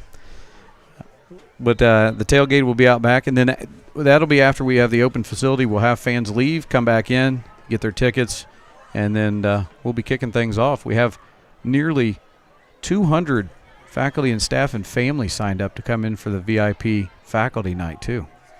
It's an exciting night. Warriors have it here. Triton Blevins under center. Hard count here. Finally away. He gets it. Mason Davis. Mason Davis has it, and a nice little quick play there to draw. What I like about that, Coach, is they know that the line for Alexandria has been very aggressive to get back to the quarterback in there. It was a quick, short pass right there to the opening to Davis, and he picks up 6. Well, get it out of your hands quick. Yep. Get it to someone in a little bit of space and allow them to make some plays. That play's worked a couple of times now for us. And here we go at 2nd and 3. 2nd and a long 2 on the 41-yard line. Triton getting them set. And ball's away, and here's Brock Nauman, and he's met by a host. And they finally blow that dead. But I think Brock got a yard on the carry. Maybe back to the line they might be marking him. Yeah, again, Brock's going to have a good year. It's just it is a tough battle up front tonight. He's going to have a good year. This is one of the biggest teams we're going to see as far as pound for pound and size-wise on our schedule. Yeah, we probably should talk a little bit about our schedules, change it up a little bit this year. We made some changes. We go Tri-Central, then we go Greenwood Christian. Right. We have, as we mentioned, Monroe Central, Southern, Wells, Cambridge City, Lincoln. These are not in order. No. We also play North White. North White, Tinley again. And Indianapolis Tinley. So. Oh, no. Get on that. And that one's loose and maybe recovered by a Warrior, I believe it was. Yeah, I think we fell back on that. So that'll be the third fumble. This one recovered by the Warriors. The other two were recovered by the Tigers. This will be fourth down, and I would assume we'll be kicking away again. And Gabe McGuire is back. Nope, Gabe McGuire has returned enough for the time being. It's number 14 for Alexandria. That's Mason Fuller. He is a sophomore, 5'9", 143. He's back there to return Corbin Price's kick. Kick is high, not deep. Well, maybe it might hit one of them. And it is bouncing out of bounds, and it's going to be out at the... It's like about the 44. Yep, Coach, you've got it. Eagle Eyes. I think one of the teams we didn't mention that will play is Union County. Oh, yeah, Union County. We played them at Ball State last year. Yeah. Yep, the Patriots. I think they're Union County Patriots. I could be wrong, but I feel like that's right. Red, white, and blue. You know, I've always wondered, is red, white, and blue the most common school color in Indiana? I would say no, but that's just a guess. Really? Red, white, and blue? Like all three of those colors? Yeah, I could name three schools right now, Southern Wells, Elwood, and Union County. Okay. You want me to keep going? Well, I don't. He just wanted Jay County? Yeah, so far that's 4. Yeah. How many schools are there? I forget. 395. Like my percentage is better. I'll take the field. You want to take a road trip and try and figure that out? Or? Yeah, let's do it. Let's try it. Red, white, and blue. I'm going with it being the most used color. Oh, they're going deep. They are going deep, and they got a guy. If he keeps running, he's behind him. And that is a touchdown. A long touchdown. Nice pass. Kate Abshire, the senior, 6'1", 191, got behind everybody, and Brady Gast, I believe that was Brady Gast. Gabe McGuire? McGuire threw that one. Well, so Gabe McGuire now throwing touchdowns. Catching, throwing. He's got his hands all over this game. So Gabe McGuire, I assume, is Alexandria's Bo Jackson. He is tonight for sure. I mean, is there anything he can't do? So, I mean, I think they missed the kick. No, it snuck through there. It did? Yeah, it snuck through. Good grief. 49-0, 8:51 to go. Here in this first half, we're going to stick with you through the break. Yeah, we are. So, take a look here at the So we did, well, go ahead. We did mention a few other things going on. We have some really great things in golf going on right now, which is. I think we talked about that. We did, but I wanted to get back to it because I didn't get a comment. I just thought. I laid that all out there, and you just let it stay on the table. No, we had to get right to a play, but we've had a lot of excitement around that, and cross country, like you said, is going, volleyball's going, and then middle school sports will kick up here this week. So we're right in the thick of it. It seems like we've only been to school for a week, and all of a sudden we've got all these sporting events going on. You get right into it. Get to a sporting event live because it's fun for the kids. Yeah. I thought the student section at volleyball was great. Fantastic. It was fantastic. I said that to Courtney, my wife. We went to the game. We were sitting up top on the there against the wall at Richard E. Johnson Gym. Best seat in the house to me, but second best seat would be in that student section. There were only about 3 rows I counted that weren't full at the top, and that's really impressive. It kicks away, and this is going to be Trey Adams, I think. He picked it up again. It's Abdul-Amir. Oh, it's Abdul-Amir, and he is stuffed down there about the 15-yard line. One thing I was talking to some of the volleyball girls about, they said, now we just got to teach those guys some volleyball cheers and get them rowdy down there because they were in good force. There was a lot of them there, so there's a lot of good things going on. We'll mention our cheerleaders. We haven't even talked about our cheerleaders yet, and we'll mention them here in a little bit. And save them for the second half. Yeah, I will. Where they can really get their glory.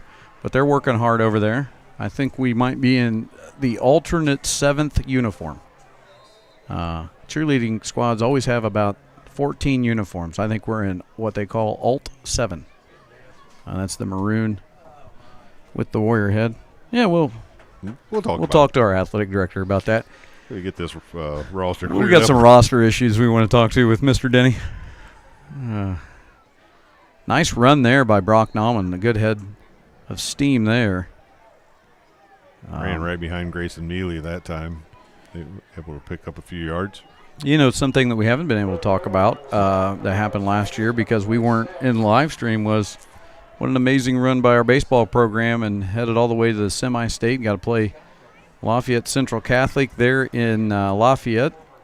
Yes. And I have a feeling that I'll probably try to sneak a interview in here, or our halftime interviews in with Daniel Hansen, our baseball coach, and talk to him at some point. So. And the lights, I noticed that too. Ooh, man. The line there broke down. And Owen Long, that was his first carry of the year. And he's going to remember it. Yeah. 7:43 to go here. You hear Owen Long's out there, so coach is putting in some different guys and getting some different action. Again, building a program, getting a lot of guys some looks. Well, the other thing you're building is some depth. Yes. You want to build some depth and get some guys some action and get them out there and let them play. Well, last 2 years, no JV schedule. This year we've got one, and they're excited about the JV games coming up. So, again, you're building a program. And we'll be right back here Monday, I believe, for a JV game. Yes. And there is to Abdul-Amir, and it is intercepted. Oh, he dropped it. Did he drop it? Abdullah did a nice job of grabbing him. Yeah, he did. He stayed right there with him. Well, he grabbed him, too, by the back of the jersey and knocked it out of his hand. So that's the quality of playing both sides of the ball and being a defensive back at the same time. He gets to he did a nice job of understand how to do making sure that. He didn't get that interception. So fourth down, I bet you Corbin Price is going to be back to kick, and he should be. And let's see if Gabe McGuire is going to go back and receive here. It is Gabe McGuire.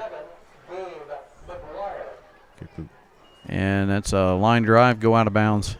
That's the smartest thing we've done all night. That's the best thing we could do with Gabe McGuire back there. Guy has 17 touchdowns already. That might be the smartest play we've made so far. Kicking it out of bounds. Excellent job, Corbin. We have proven that Gabe McGuire doesn't need to touch the ball. They'll take over at about the 43, it looks like. 7:05 here to go in this first half. A couple other things to talk about off the subject of athletics. Okay. For those of you that are concerned with the academic side of things, last year it was announced that Wes-Del was the first East Central Indiana school district, K-12, to get certified by the Department of Education in STEM, science, technology, engineering, and math. That was a 2-year certification process, and a lot of work went into that. And that is Triton Blevins with Kuino. Kuino with that. Triton Blevins with the tackle.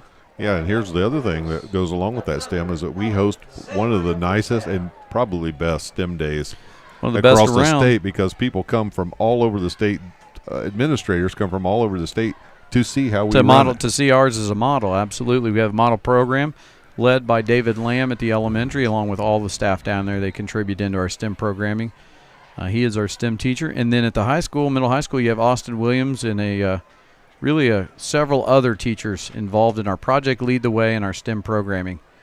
And that is number 24, who's finally taken down. Good job of hanging on for the tackle there. Luke Powers. By Luke Powers. Number 24 for Alexandria is Abram May. He's another senior. Grayson Mealy got through there.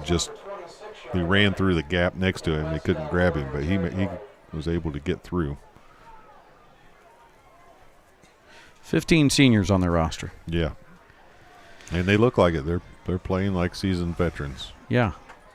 Good skill players. Well, I'm just going to tell you right now. Good skill players. I hope 63 doesn't play basketball because he's about 6'6", and looks like he could set a mean screen. And that one is stopped and still running, and they're still on top of him, and several Warriors finally being carried down. Kuino. Mealy with a tackle there.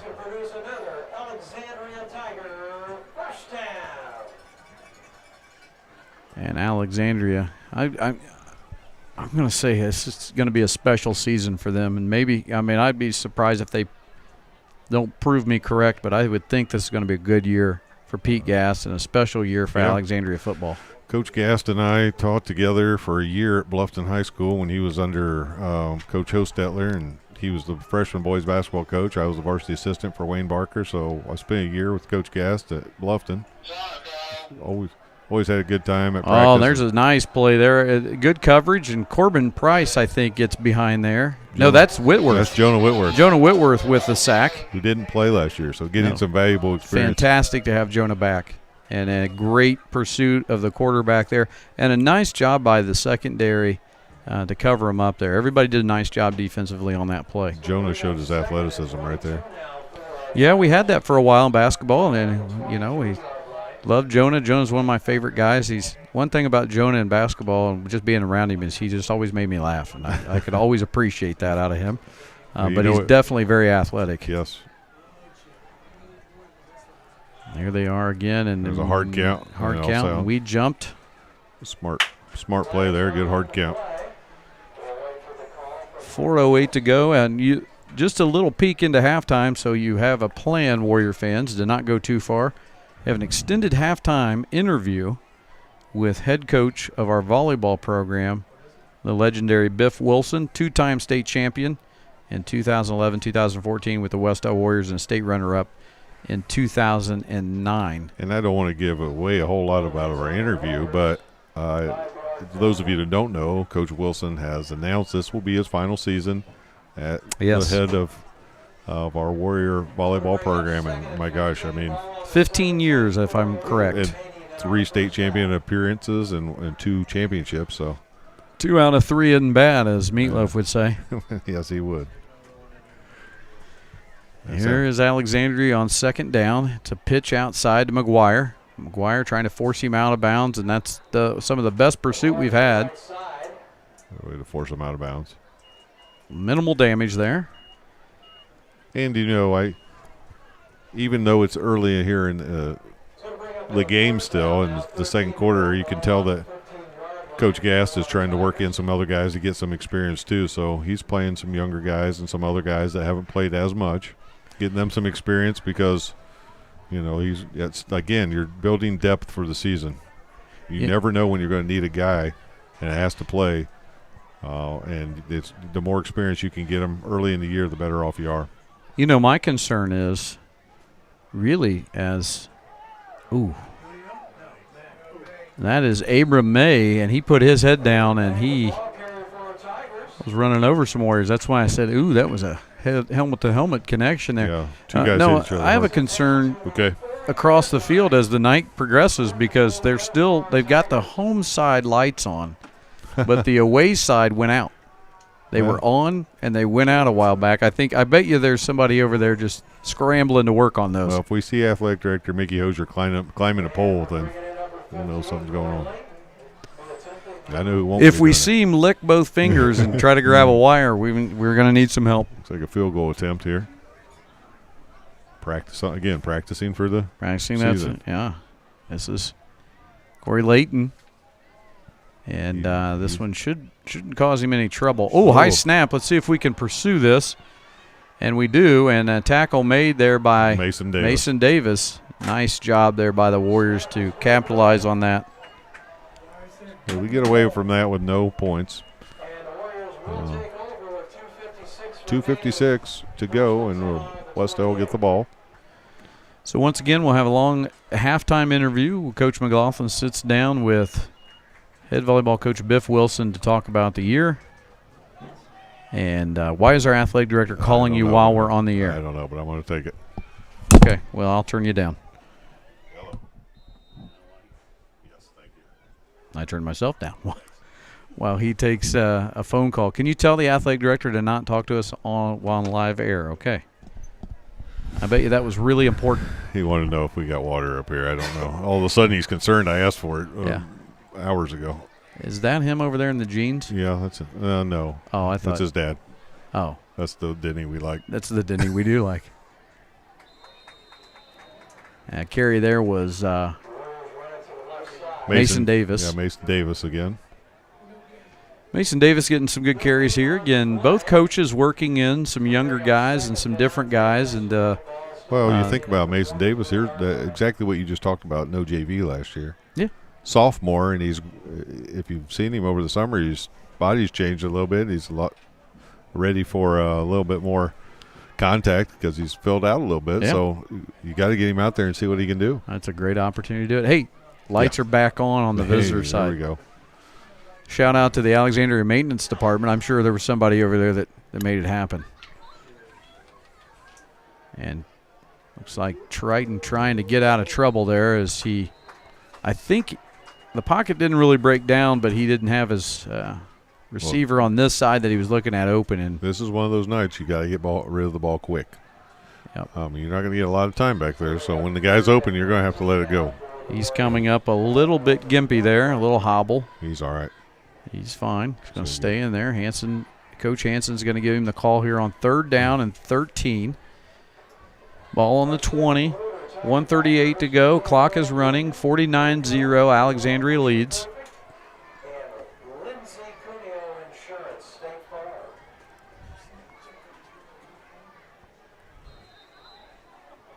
And I think we're going to use our final timeout. And got that one in late because Triton went over there and was shaking that one off a little bit.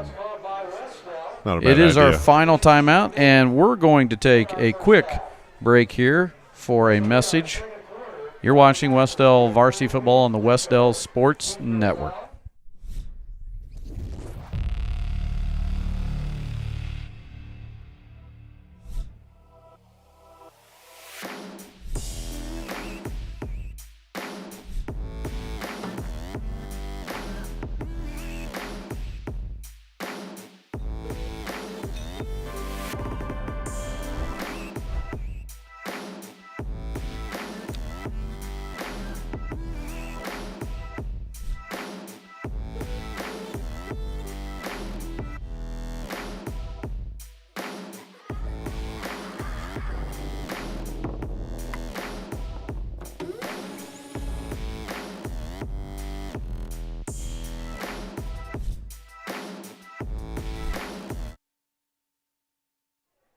We're back here at Alexandria High School. Warriors are 3rd down and 13. And the white hat blowing his whistle because he can. There he goes. Because he has the white hat and he's allowed to do that. Looks like he maybe looks like he got his bike stolen and he's got a girl named Dottie that's looking for him. He was karate chopping right there. Looks like he should be a bellhop. Paging Dr. Herman. And we lost great Paul Rubens. All the good ones are going.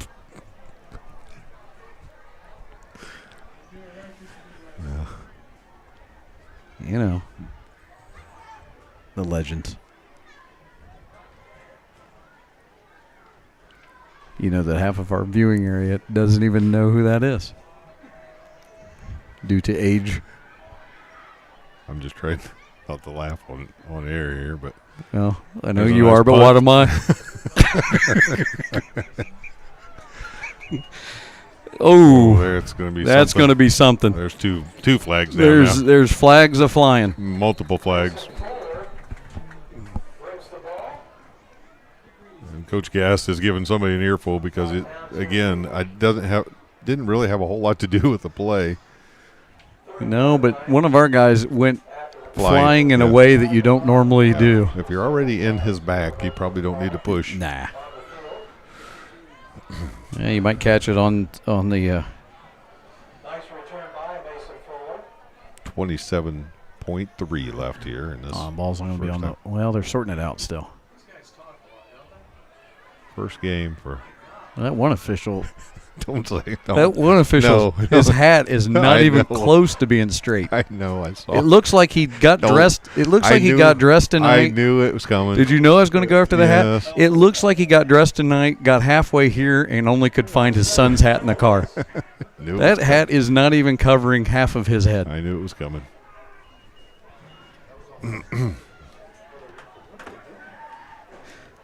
Did they already? I don't even know. What was the call? We're going to re-kick it. So it must have been multiple penalties on both teams, so it's going to be a replay. Oh, my goodness. There's penalties on both teams, so that means that it's a do-over in the old days. That's a good kick. And it's out, the best part is it's out of bounds. Yes. Good kick, Corbin. 22 now. Seconds left.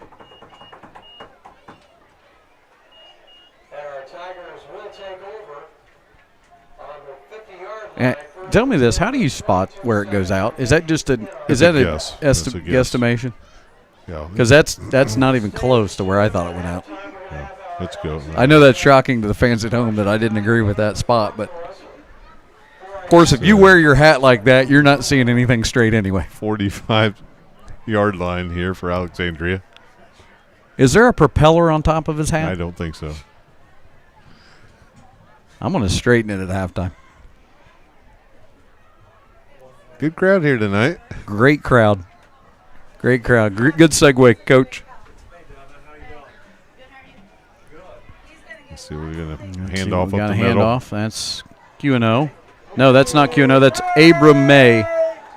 And a good final tackle there by Triton Blevins. He got his helmet knocked off on that tackle. Abram May. We'll see if Coach runs another play here. It looks like they will. They could run it out here if they wanted to. And 13 seconds left. Let's see if they. But again, here's the stuff you got to work on. So this is a quick chance to work on your quick. Abram May again, and he is tackled. I think that'll be it. Coach Gast is saying that's it. So they'll run out the time. And that is the end of the first half, and it will be a 49-0 halftime score. Alexandria dominated the first quarter, really, and it was dominated by Gabe McGuire, who I believe has 4 touchdowns, and 3 of those receiving, 1 on a kickoff, and his 5th one was a thrown ball for a touchdown. That's just unofficial on my side, and that has to be close to a school record, and again, non-official school record, but this is easily showing to be a special Alexandria team for any of you Alexandria fans. I think you're going to enjoy this team this year, but when we return, it will be a quick second half because we are past the 35-point threshold, folks, so don't go anywhere. We've got a couple of special things. Clock will run in the second half, but we've got a special interview coming up here in just in a moment. Coach, you had a chance to sit down with Coach Wilson. Give us a little preview into what we're going to see here. Well, we talked a little bit more just about his decision and to step away. We didn't talk so much just volleyball as far as the season goes because I'm doing some pregame interviews with him for his volleyball games, the ones that were at home at least. And so we talked a little bit just about what's going on and some of the decisions that got him to that point, and just kind of chatted, and it was a little bit more of a laid-back conversation, and so I think people will enjoy it. Obviously, Coach Wilson is going to go down, and we have one of the few West Hall of Fames for a school, and obviously he'll be in that Hall of Fame and the Delaware County Hall of Fame and all the Hall of Fames around here, and well-deserved. So he and I just sat down and talked a little bit, and it was a good time to just kind of reflect on his time at Wes-Del. And there you go, a little preview of Coach and his sit-down, and that's going to be the segue we have. I want to go grab a burger and get down here and see this halftime show from Alexandria's band. Here you go. It's an interview with Coach McLaughlin and head volleyball coach Biff Wilson. Welcome to the halftime show here with head coach Biff Wilson. I'm Coach McLaughlin. Coach Wilson, starting a new year, it's a little bit of a different feel for you. We can talk about it as we go here, but you've announced that this will be your final year So it's going to be an interesting year for you. Everything's the first time that you're going to try different, or go here, or I'm sure you've thought about that as the years is going to go on and as the year progresses.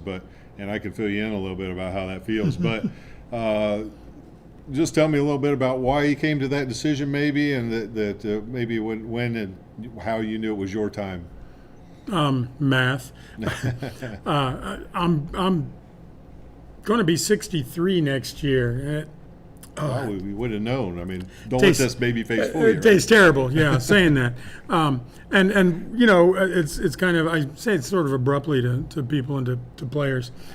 I said, I'll be lucky to live another 15 years, 20 years by the actuarial tables. I'm a person of many interests, and I have a lot of interests, and I love to coach, and I love my teams. But I've also got a boat that's been sitting in my driveway for 5 years and a dog that misses me. There's more to do, and I can see the clubhouse. The first greens way back, so I've got a limited amount of time now. Hopefully, I've got another 30 years. But if I were 10 years younger, I'd still coach. But I'm not. So it's just probably time. There's nothing wrong with a new voice.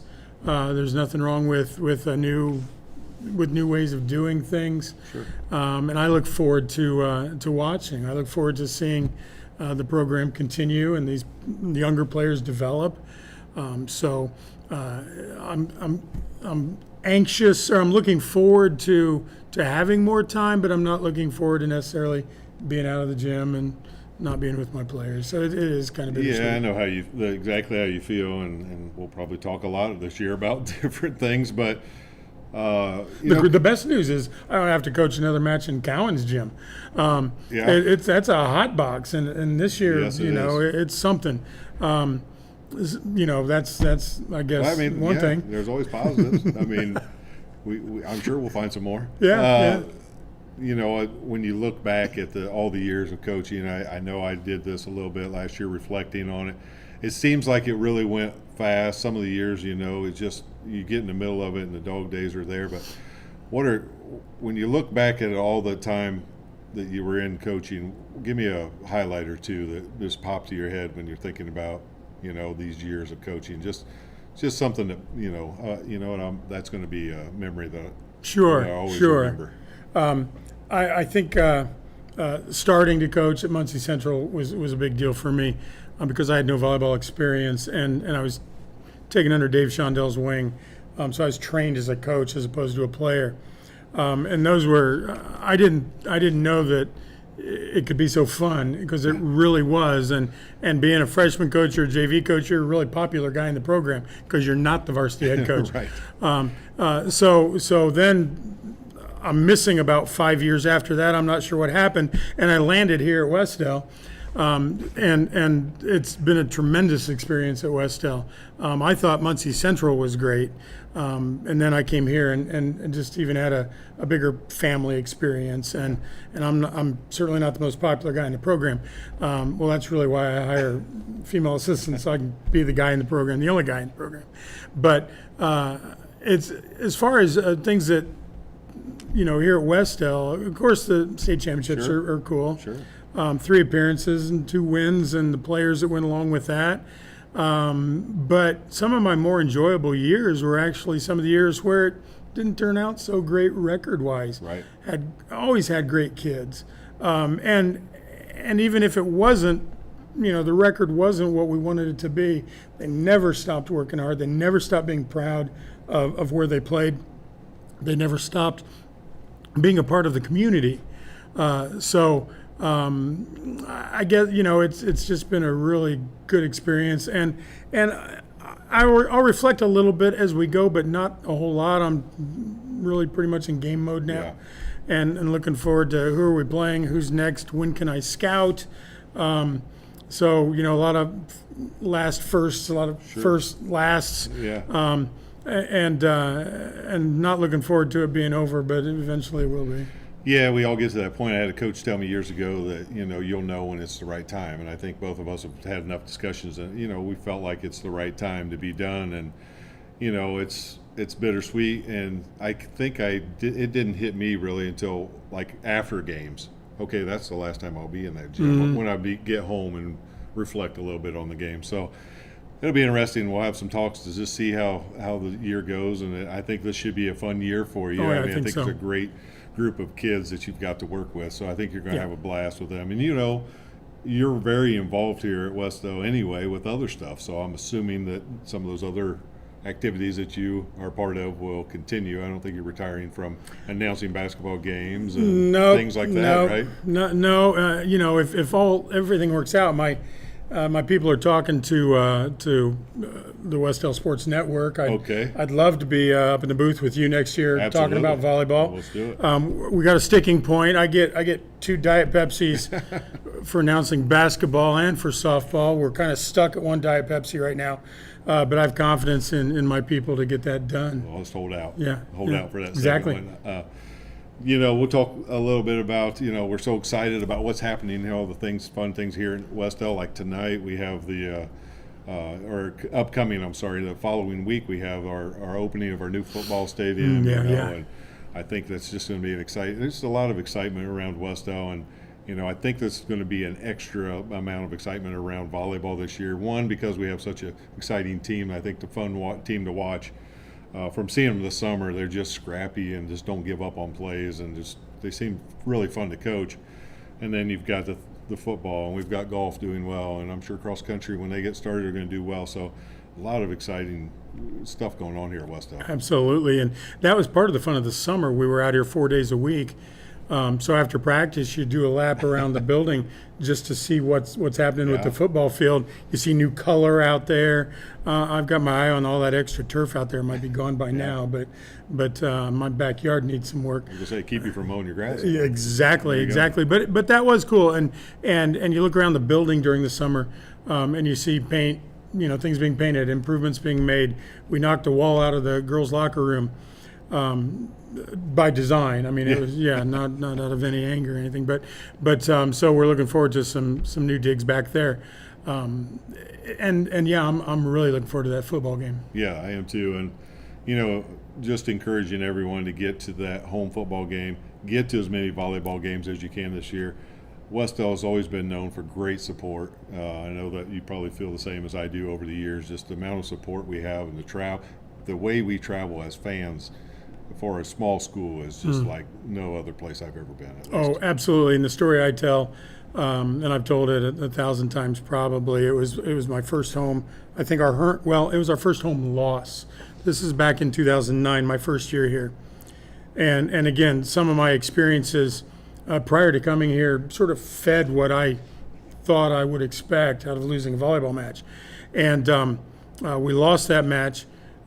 The students lined up in a tunnel, and they're chanting people's names, and they're waiting for me to come through the tunnel. And my thought is, we lost. Right. Why are you doing this? And they haven't stopped for 15 years. And I kind of knew I was home then. I think I knew this is the place I think I want to be for a long period of time. So to land here and to end my coaching career here, I couldn't ask for a better situation. Yeah, that's a lot of guys that have come from other schools. A lot of us from a particular school too. Yeah. You and I both the same. Our producer and my co-anchor here that we'll go back to right after this halftime show. But all of us kind of feel like this is home. Mm-hmm. We started somewhere else, but boy, this has become our home now. So. On behalf of everybody from Wes-Del, let me just be one of the people that says thank you for everything you do and for what you've done for the volleyball program. It's been great to watch. It's been my pleasure to watch. I've been a great fan, and I got here at just the right time. I was here to watch us win that first state championship. Oh, yeah. I just thought that was, hey, let's do this every year. So, it's been my pleasure to be part of a coaching staff with you and just keep it going. Let's get as much and make this year go as long as we can, and continue to be a part. And I know we both will continue to be a part of Wes-Del and Wes-Del volleyball and Wes-Del traditions and everything else that comes along with Wes-Del. So, just good luck this year. Enjoy it, and let's see how well and far we can go. I appreciate it. I think it's going to be a great fall for Wes-Del sports. I do too. And so thanks to Coach Wilson, our first halftime guest this year. He set the bar very high. So we'll be back with you in just a few minutes after this break. But for second half of Wes-Del football, I'm Coach McLaughlin here with Biff Wilson.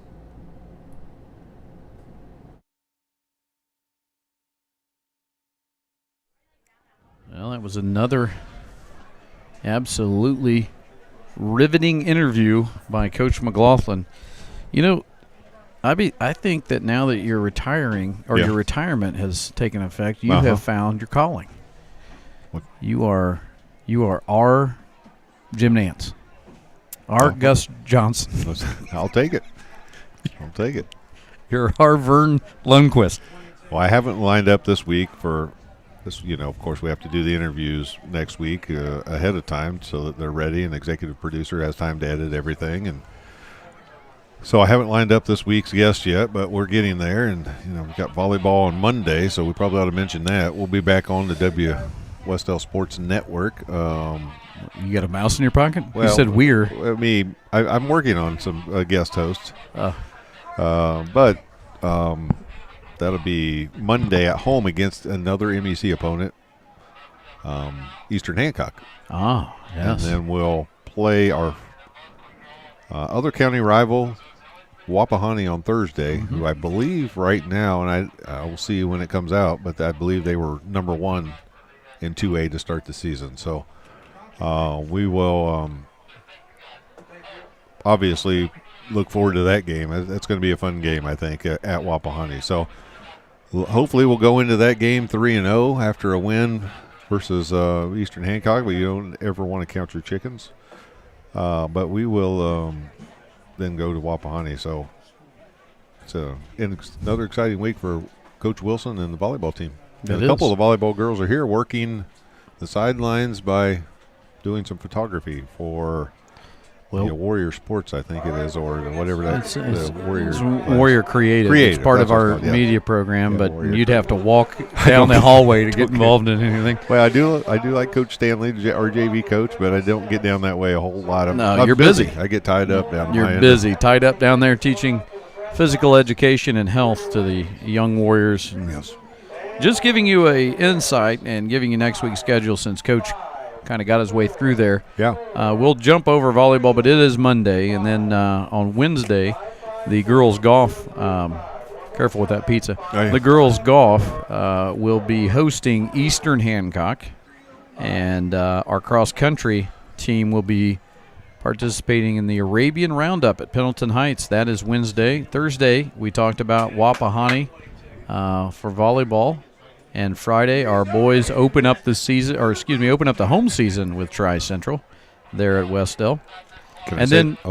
Go ahead. Why wouldn't I was going to jump. No, I was going to jump back into that Arabian cross-country meet is a fun one. We go against schools that we would never think that we're going to run or see or ever compete against, but we'll see schools like Fishers and some really big Pendleton, and I've been to that one several times. And what day is it? It's Wednesday. Yeah, I'll check my schedule, but it is a fun one. It's a neat cross country. I enjoy going. It's got 2 texts from cross country runners. They want you there. I enjoy cross country. I enjoy watching cross country meets. Coach will be there, guys. He's going to make the ride to Pendleton. It's going to be a Heights. hot one, though. A little bit. Yeah, kids stay hydrated. All right. After that, let's finish up the week with the girls MEC conference at Maplewood, and we are hosting. We host both the county tournament and the conference tournament there. We hosted the county tournament at the Muncie Elks, and that's where Jane Armington shot the 76. We didn't talk that in length. You know, she went down as a freshman. She was playing against 2 seniors. Yeah. Senior number 1 from Delta and senior number 1 from Yorktown, tied with the Yorktown senior who won it last year. Jane Armington was tied on the last hole. Right. She puts it 7 feet on her approach shot and 2 putts, and Yorktown 3 putts, and she wins 76. 77. I have her in class right now, and I told her after that on Monday, I said, how nervous were you? And she goes, I really wasn't because I thought I was up one. So she thought going into that hole, she was up one. We can thank our math department. So continue, whatever takes the pressure off. Keep yeah, doing. Absolutely. But yeah, she's playing really well and nice addition to the golf team. Yeah, and just a lot of exciting things happening at Wes-Del as always. It's always it's just a fantastic place to be a part of and see these kids. And I know that the first half was rough, but we talked about it. Alexandria, 15 seniors by far. If you're looking at a preseason, look at our schedule. On paper, they're by far the most talented team that we can see that we're going to see. A big competition in the Central Indiana Conference, as we said. They've got to go up against the likes of Oak Hill, Eastbrook, Frankton, Mississinawa, and those schools. So they're gonna have some tests in the season. Alexandria will. They'll see Eastbrook. That'll be a tough one, and they'll see Oak Hill too. That I'm sure will be a tough one as well. But for us, again, we talked about it. A completely new schedule, as we probably haven't mentioned so far. We are not participating as an MEC football school this year. So our we got it right here. Yeah, our season. Run them off in order. I know Tri-Central next week. Tri-Central next week, and then we are home again against Greenwood Christian. That'll be a new opponent we have not played yet, so we'll welcome our friends from Greenwood. Then we go on the road to an opponent we've played before, but it's been a few years. We go to Southern Wells and play them, and then back home again for North White at Monroe Central, one of the MEC schools that is still on the schedule. Then we will have a home game against Indianapolis Tinley, a home game against Union County, and then we go to Cambridge City Lincoln to finish the season, and then, of course, sectional. I believe Tinley's homecoming, and I believe that last one, Union County, is senior night, and then we, like you said, finish on the road at Lincoln. That's the order of events. We're getting ready to kick off here the second half, Coach. Okay. And remember, the clock will be running. It's past the 35-point threshold. And there is Corey Layton kicking off, and that'll be Corbin Price.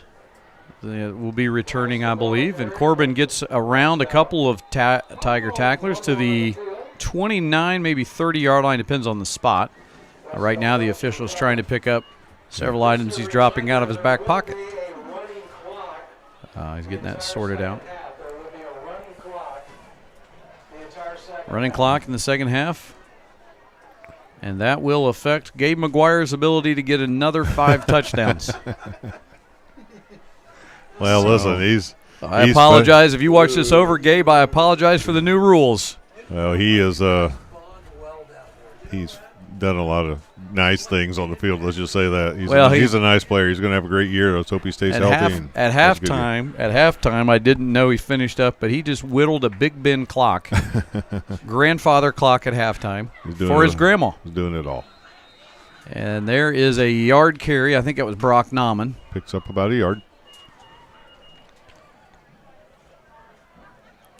So we will see a quick clock this time, but hopefully the Warriors can string together some good yardage here, get some confidence for next week's home opener against Tri-Central.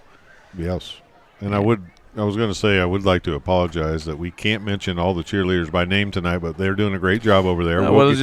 I can tell you why. Our athletic director didn't put their names on the roster. Well, we'll get that fixed, and we'll have it next week. Girls are doing a great job. And we can't see that far across the field to name them off by. No, I can't. Just visual. That is I think he was down. They're going to call him down. Brock Nauman again with the carry. Third down and about 8. Ball's on the 32. I would assume we're going to pass, but then again, I coached sports other than football, so I don't know anything. Here come the Warriors to the line. Quarterback Triton Blevins took a pretty good hit there on a return before the half. His helmet came off, on a carry by Abrams.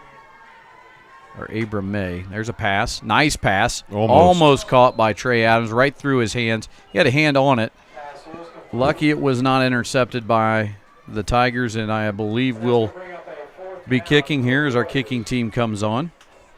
That's one we've seen Trey pull in before. It wasn't an easy catch, but a lot of times if Trey gets a hand on it, he'll pull it in. So not a bad pass, just weren't able to connect there. Well, one thing, that's a liner, and that was through touched. the hands, and I think it was touched, so we'll see what happens here. It looked like it was touched. I thought it was touched. I guess not. Maybe it wasn't touched. There's a flag down, it looks like, back at the 30-yard line. Let's see what they got. Let's see here. A hold on the Warriors. They may, by the time they figure this out, I agree. it might be. I agree with the press box here at Alexandria. Says we may see the end of the quarter if they talk this one through. Let's see what they've got. Well, first of all, I think that official's got. It looks like he's putting. I'm not trying to be mean, but it looks like he's putting an earring on. Yeah, I think it's his headset. He could be. He could be. No, I don't think he's doing that. No, he needs to, but I don't he think needs he's doing to. it. All right, let's see. We're re-kicking, so we're going to do it again. A hold on the Warriors. Now, folks. And so. What do we got here? What time's the curve close? It looks like. Get us a table, Coach, because they're milking this. They got it under 8 now. Coach Gast has decided. Well, he could have taken it down at the where the ball was, but they're going to make us kick it again. And here we go. Let's see when he hits it here. Let's see, and got it all there. Everybody's set. There we go. We're going to kick this one again, Warrior fans, and now we're trying to get. Oh, we get it off. That one away. That one fielded. That's Reno is in, and there's a penalty flag, a tackle made by Trey Adams. We've seen worse than that one tonight, I will say, to the Alexandria fans. We've seen that one. We've seen worse. Mason Fuller with the return, but that flag was about as weak as they've been tonight. We'll take it, but I've seen a lot worse. Well, thankfully the Alexandria fans aren't concerned. They're up 49-0, and they're letting it go. But they'll mark off 10 yards here, and there wasn't a lot there. I mean, a lot of excitement for next week. There's a lot of things coming for next week. I can't wait till. I agree, but I can't get over the fact that we ran 4 minutes off the clock on penalties. I know. I was trying to. You were trying not to highlight it. I was trying to get you back to. Oh, you can't. You just can't. I can't stand it. And for some reason, they believe people are here to see them. There we go. A little out, and we made a nice tackle. Catch made by number 10 there. At John Amon. He's a sophomore, 5'11", 175. So seeing some new people there for Alexandria. That was freshman Cam Bonderschmidt making the tackle for Wes-Del. Hey, Cam getting in there, getting some action. They're really excited about this freshman class, and Bonderschmidt being a strong athlete. Excited to see him for the next 4 years. And we're back at it, 5:45 as the clock ticks down. Here's a run play. Nice tackle made there. Grayson Mealy with that tackle. It was a nice hard hit. And I didn't see who ran. Who was the number on the runner there? I did not either. Brady Gass, a sophomore at quarterback. You can just see by his maturity and the way he carries himself that he's a coach's kid. You know, he's got as a sophomore, that's a lot of leadership qualities already. Yeah. He's playing with guys, he's playing with a lot of seniors early on. Now he's getting in there mixed in with the guys that he's probably played with throughout middle school because some of these guys are younger. So this is a comfort zone for him too because he knows these guys. High snap, but he handled it well. Looks over the top. Oh. And it is almost got a hand on it was Triton Blevins and almost went in right into the hands of number 10. And it's Thornburg. And Alec Thornburg. And since it's not in numerical order, that could be anywhere on our roster. That's right above number 9 by 2 spots. It's the only sequence that goes in order on our lineup is 10, 11, and then it goes back to 9. Is it even an alphabetical order? It's not even an alphabetical order. Oh, Did we just not hit sort I'm not sure on the Excel spreadsheet? Well, the first time they've had to punt tonight. Was that Abrams? Did he kick a field goal from there? And Trey's just going to let it go, and it'll be down at about the 20, so the Warriors will take over at the 20-yard line. Clock's running, 4 minutes to go here in the third quarter. Well, all right, Coach, you got your keys? I didn't drive. Oh, I did. Hope you do. Yeah, I got mine. Okay. I got mine. Well, as long as you and Mr. Romine Mr. have your Romine, keys. Mr. Producer, you got your keys? He's got his keys. All right, we're good. I don't want Mrs. Producer to have to come all the way over here when we could give him a ride home. Yeah. It's not that far of a walk. Yeah. You see a guy dragging a big case full of video equipment down. If you see a guy rolling a Craftsman toolbox full of video equipment down 332, it's our producer.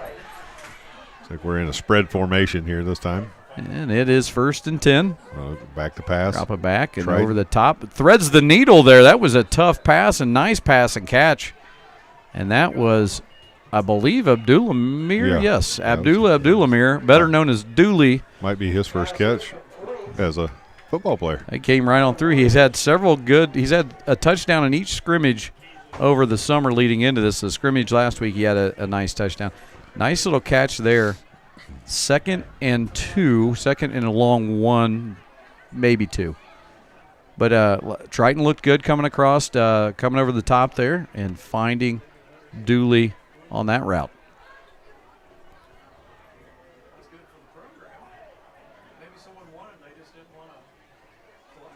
Spread formation again this time. Off to Nauman. That one's outside. That is kept and then pitched back. So that was Triton with the carry, and then he pitches back. Mason Davis. To Mason Davis. Play worked all right. Yeah. Might see that one again. First down for the Warriors. A little scary for me to play, but it looked like it was designed. Okay.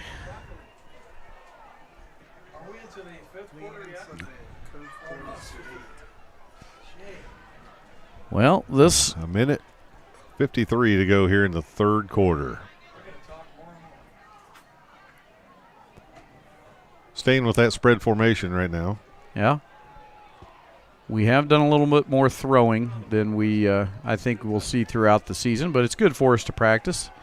Triton back to pass. He's trying to see if he's got anybody. Over the top, down the middle. Oh. And literally through the hands of a wide-open Corbin Price. That's a tough one. He'd like to have that back, obviously. Yeah, that was a first down.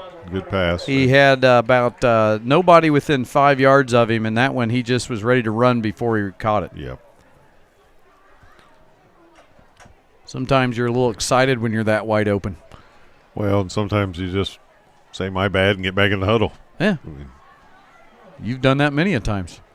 Yeah. Yeah. You only get so many timeouts. It's true. You never used them until the fourth quarter. That's true. That is true. Stingy. I took a lot of home with me over the 30. A little misdirection here. Trey Adams getting to the outside. He's got a block. He gets down. He's down. And he's out of bounds, pushed out of bounds by number 11 of Alexandria. That is Owen Cook. About the 39-yard line, so a nice pickup for Trey Adams. That's the best run so far for Trey. Trey was the leading ball carrier coming into this one, and I will say I think he's been a little frustrated tonight, but coming in as a senior with all the leading offensive stats, I'm sure Coach Gast had been spotlighting him in practice, and that has been something that's been tough for Trey tonight, but finally breaks one off there, and that's probably going to be the last play of the third quarter. Yeah, it is. And we're going to take a third quarter break here in between action, and you're going to get a word from our sponsors. You're watching Wes-Del Varsity Football on the Wes-Del Sports Network. At Indiana Farm Bureau Insurance, we're not just good at insurance. We're good at Emma and Jake's just baby-proof their 2-bedroom bungalow to prepare for baby number 1 insurance. We're good at Madeline and Chance's just gave in and became minivan people to make room for baby number 2 insurance. And we're good at Gabby and Nate's just moved to a house with a bigger backyard to welcome fur baby number 3 insurance. Start with Indiana Farm Bureau Insurance and stop knocking on wood.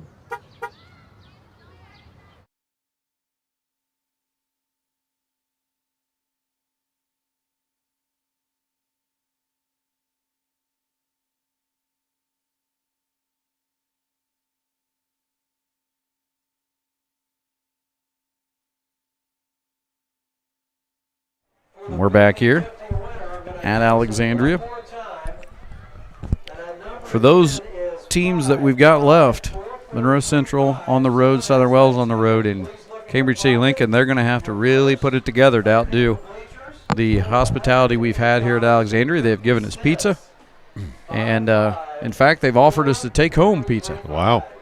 That's couldn't get any better than that. I meant to ask you, maybe we could talk about it in between plays, but you and I both played here at Alexandria and coached here a lot of times. Yeah. Any special memories about Alexandria for either one of us here? Well, I don't know. I don't know if we want to get into that. Do you want a special memory about just something that you remember? Yeah, I can tell you. Keep it. I can tell you a special memory I have. J.D. Klosser threw me out before I even got into my slide. How about that? How about that? You want to hurt me more? No. Okay. That's Brock Nauman with a good carry. And he is up across the, what do we got there, 30, 45-yard line? 35-yard line. He is inside of that, probably at the 34. No, I had an unfortunate timing of playing against, since we were both in the CIC. Right. Yeah, I played Alexandria in some tough years. Played them in '98 when they won both the boys basketball and boys baseball state championship. Right. And that was when J.D. Klosser was playing, and they had some great other athletes involved, but obviously Klosser's big name. He went on to play for the Colorado Rockies. Trey Adams off the end there, and he's got room. He might break it, and it is Trey Adams all the way in for a Warrior touchdown.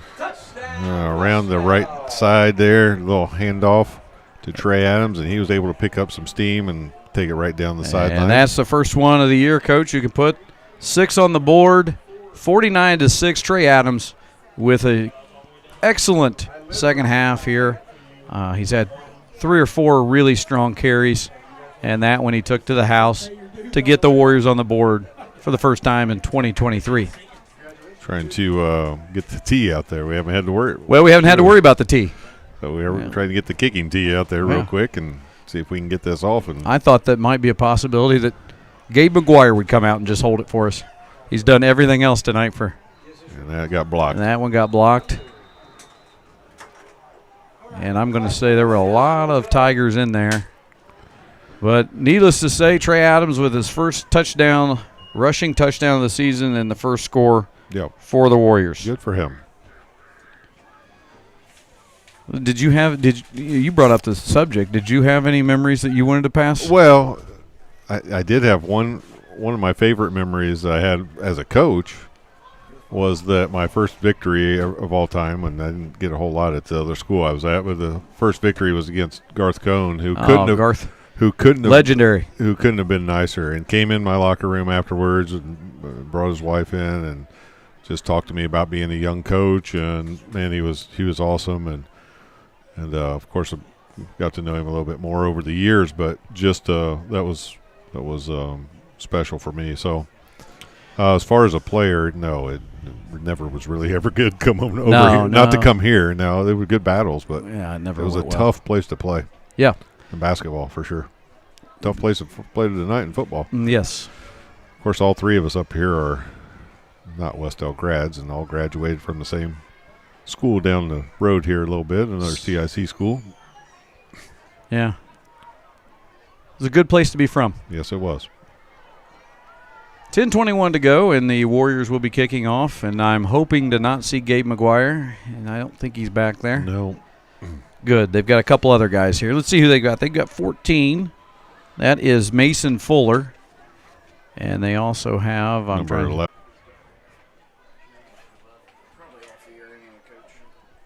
That's kind of what I thought. I thought maybe I'm just talking.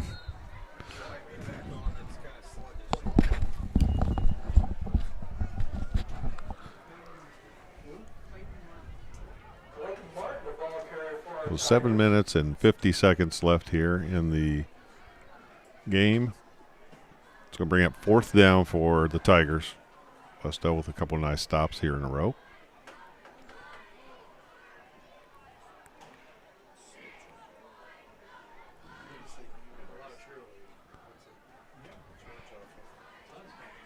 Corbin Price back to receive.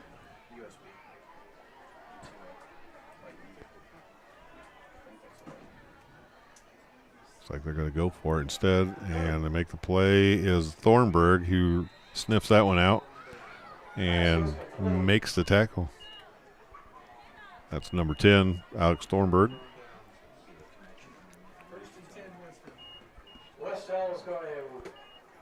So Wes-Del takes over on downs. First and 10. At the 34-yard line. There's a big timeout for Wes-Del with 6 minutes and 50 seconds left right here in this game and in the 4th quarter.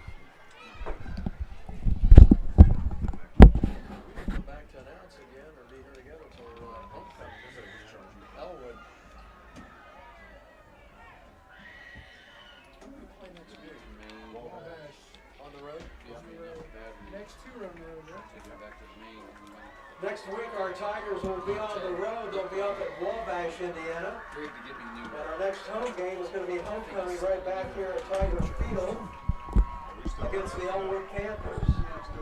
We're going to be on the road for the next 2 weeks. I'll keep going. September 8th will be our homecoming game here at Tiger Field. Here, let's do this. See if you can switch to my iPad. It's on 5G. Or is that what you have there? Minutes to go.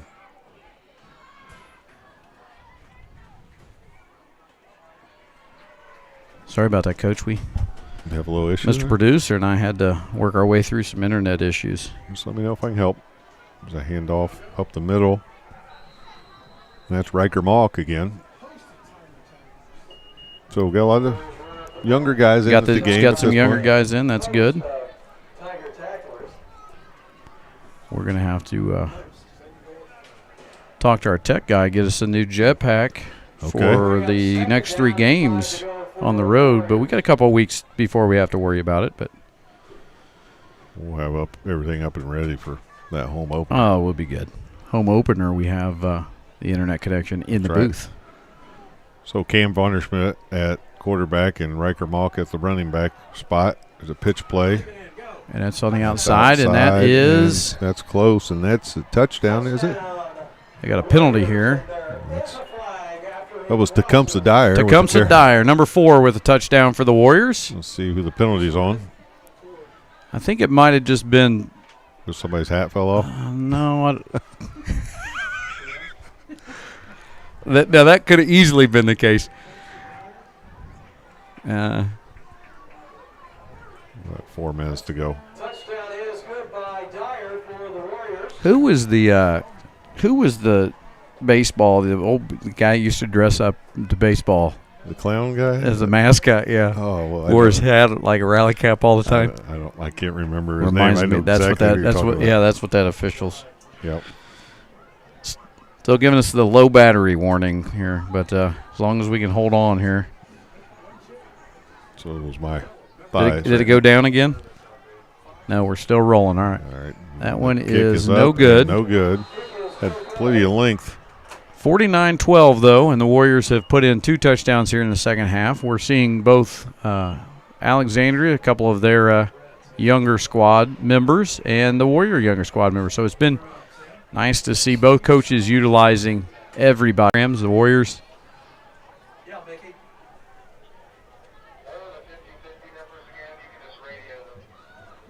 I'm talking about Max Packin. Is this a... Yes. Yes, that's what I remember. Okay. Well, we've got 3:19 to go, and I think we're barely going to hold on for the internet here. So our post-game show will be short because of our internet issues here late in this one. So yeah, as we go through it,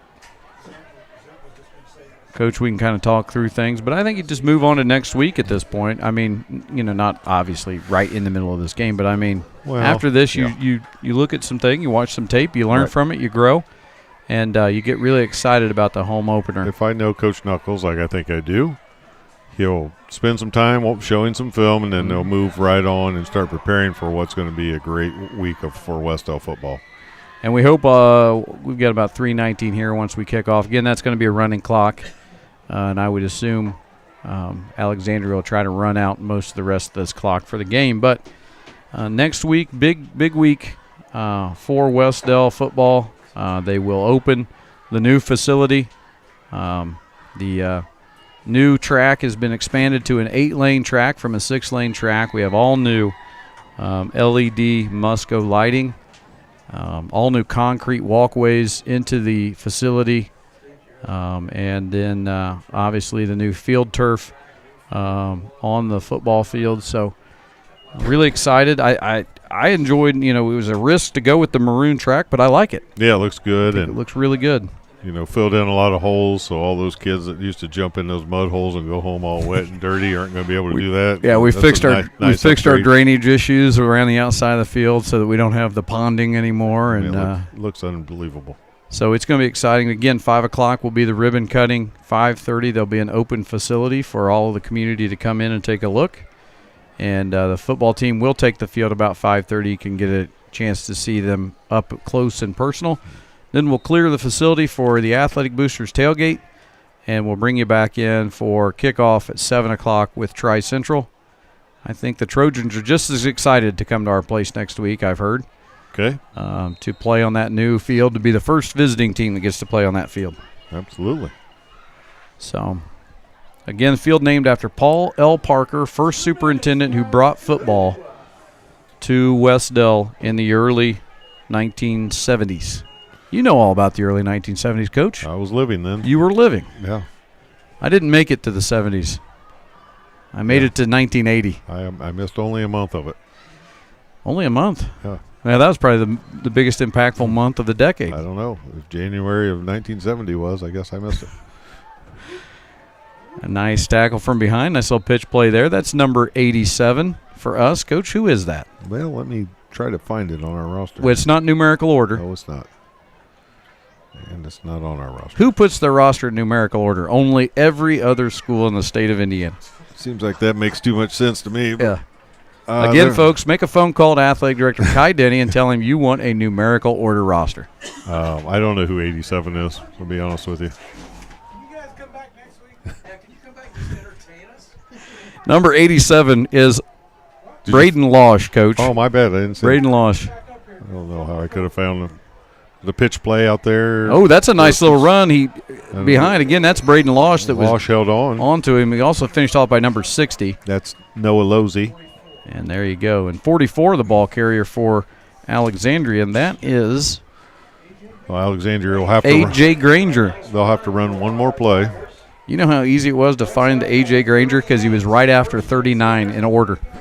30 seconds to go. Folks, we're not going to stick around for a long post game. We're going to shut up shop and let the executive producer, Andrew Romine, head home. We want to thank him tonight for everything, making the trip over with all the equipment and getting things going. We want to thank Coach for being here with me, and I enjoyed my time. And this will be the last play of the game. Nice play there. Both some young guys. Number 80 on the tackle there for us.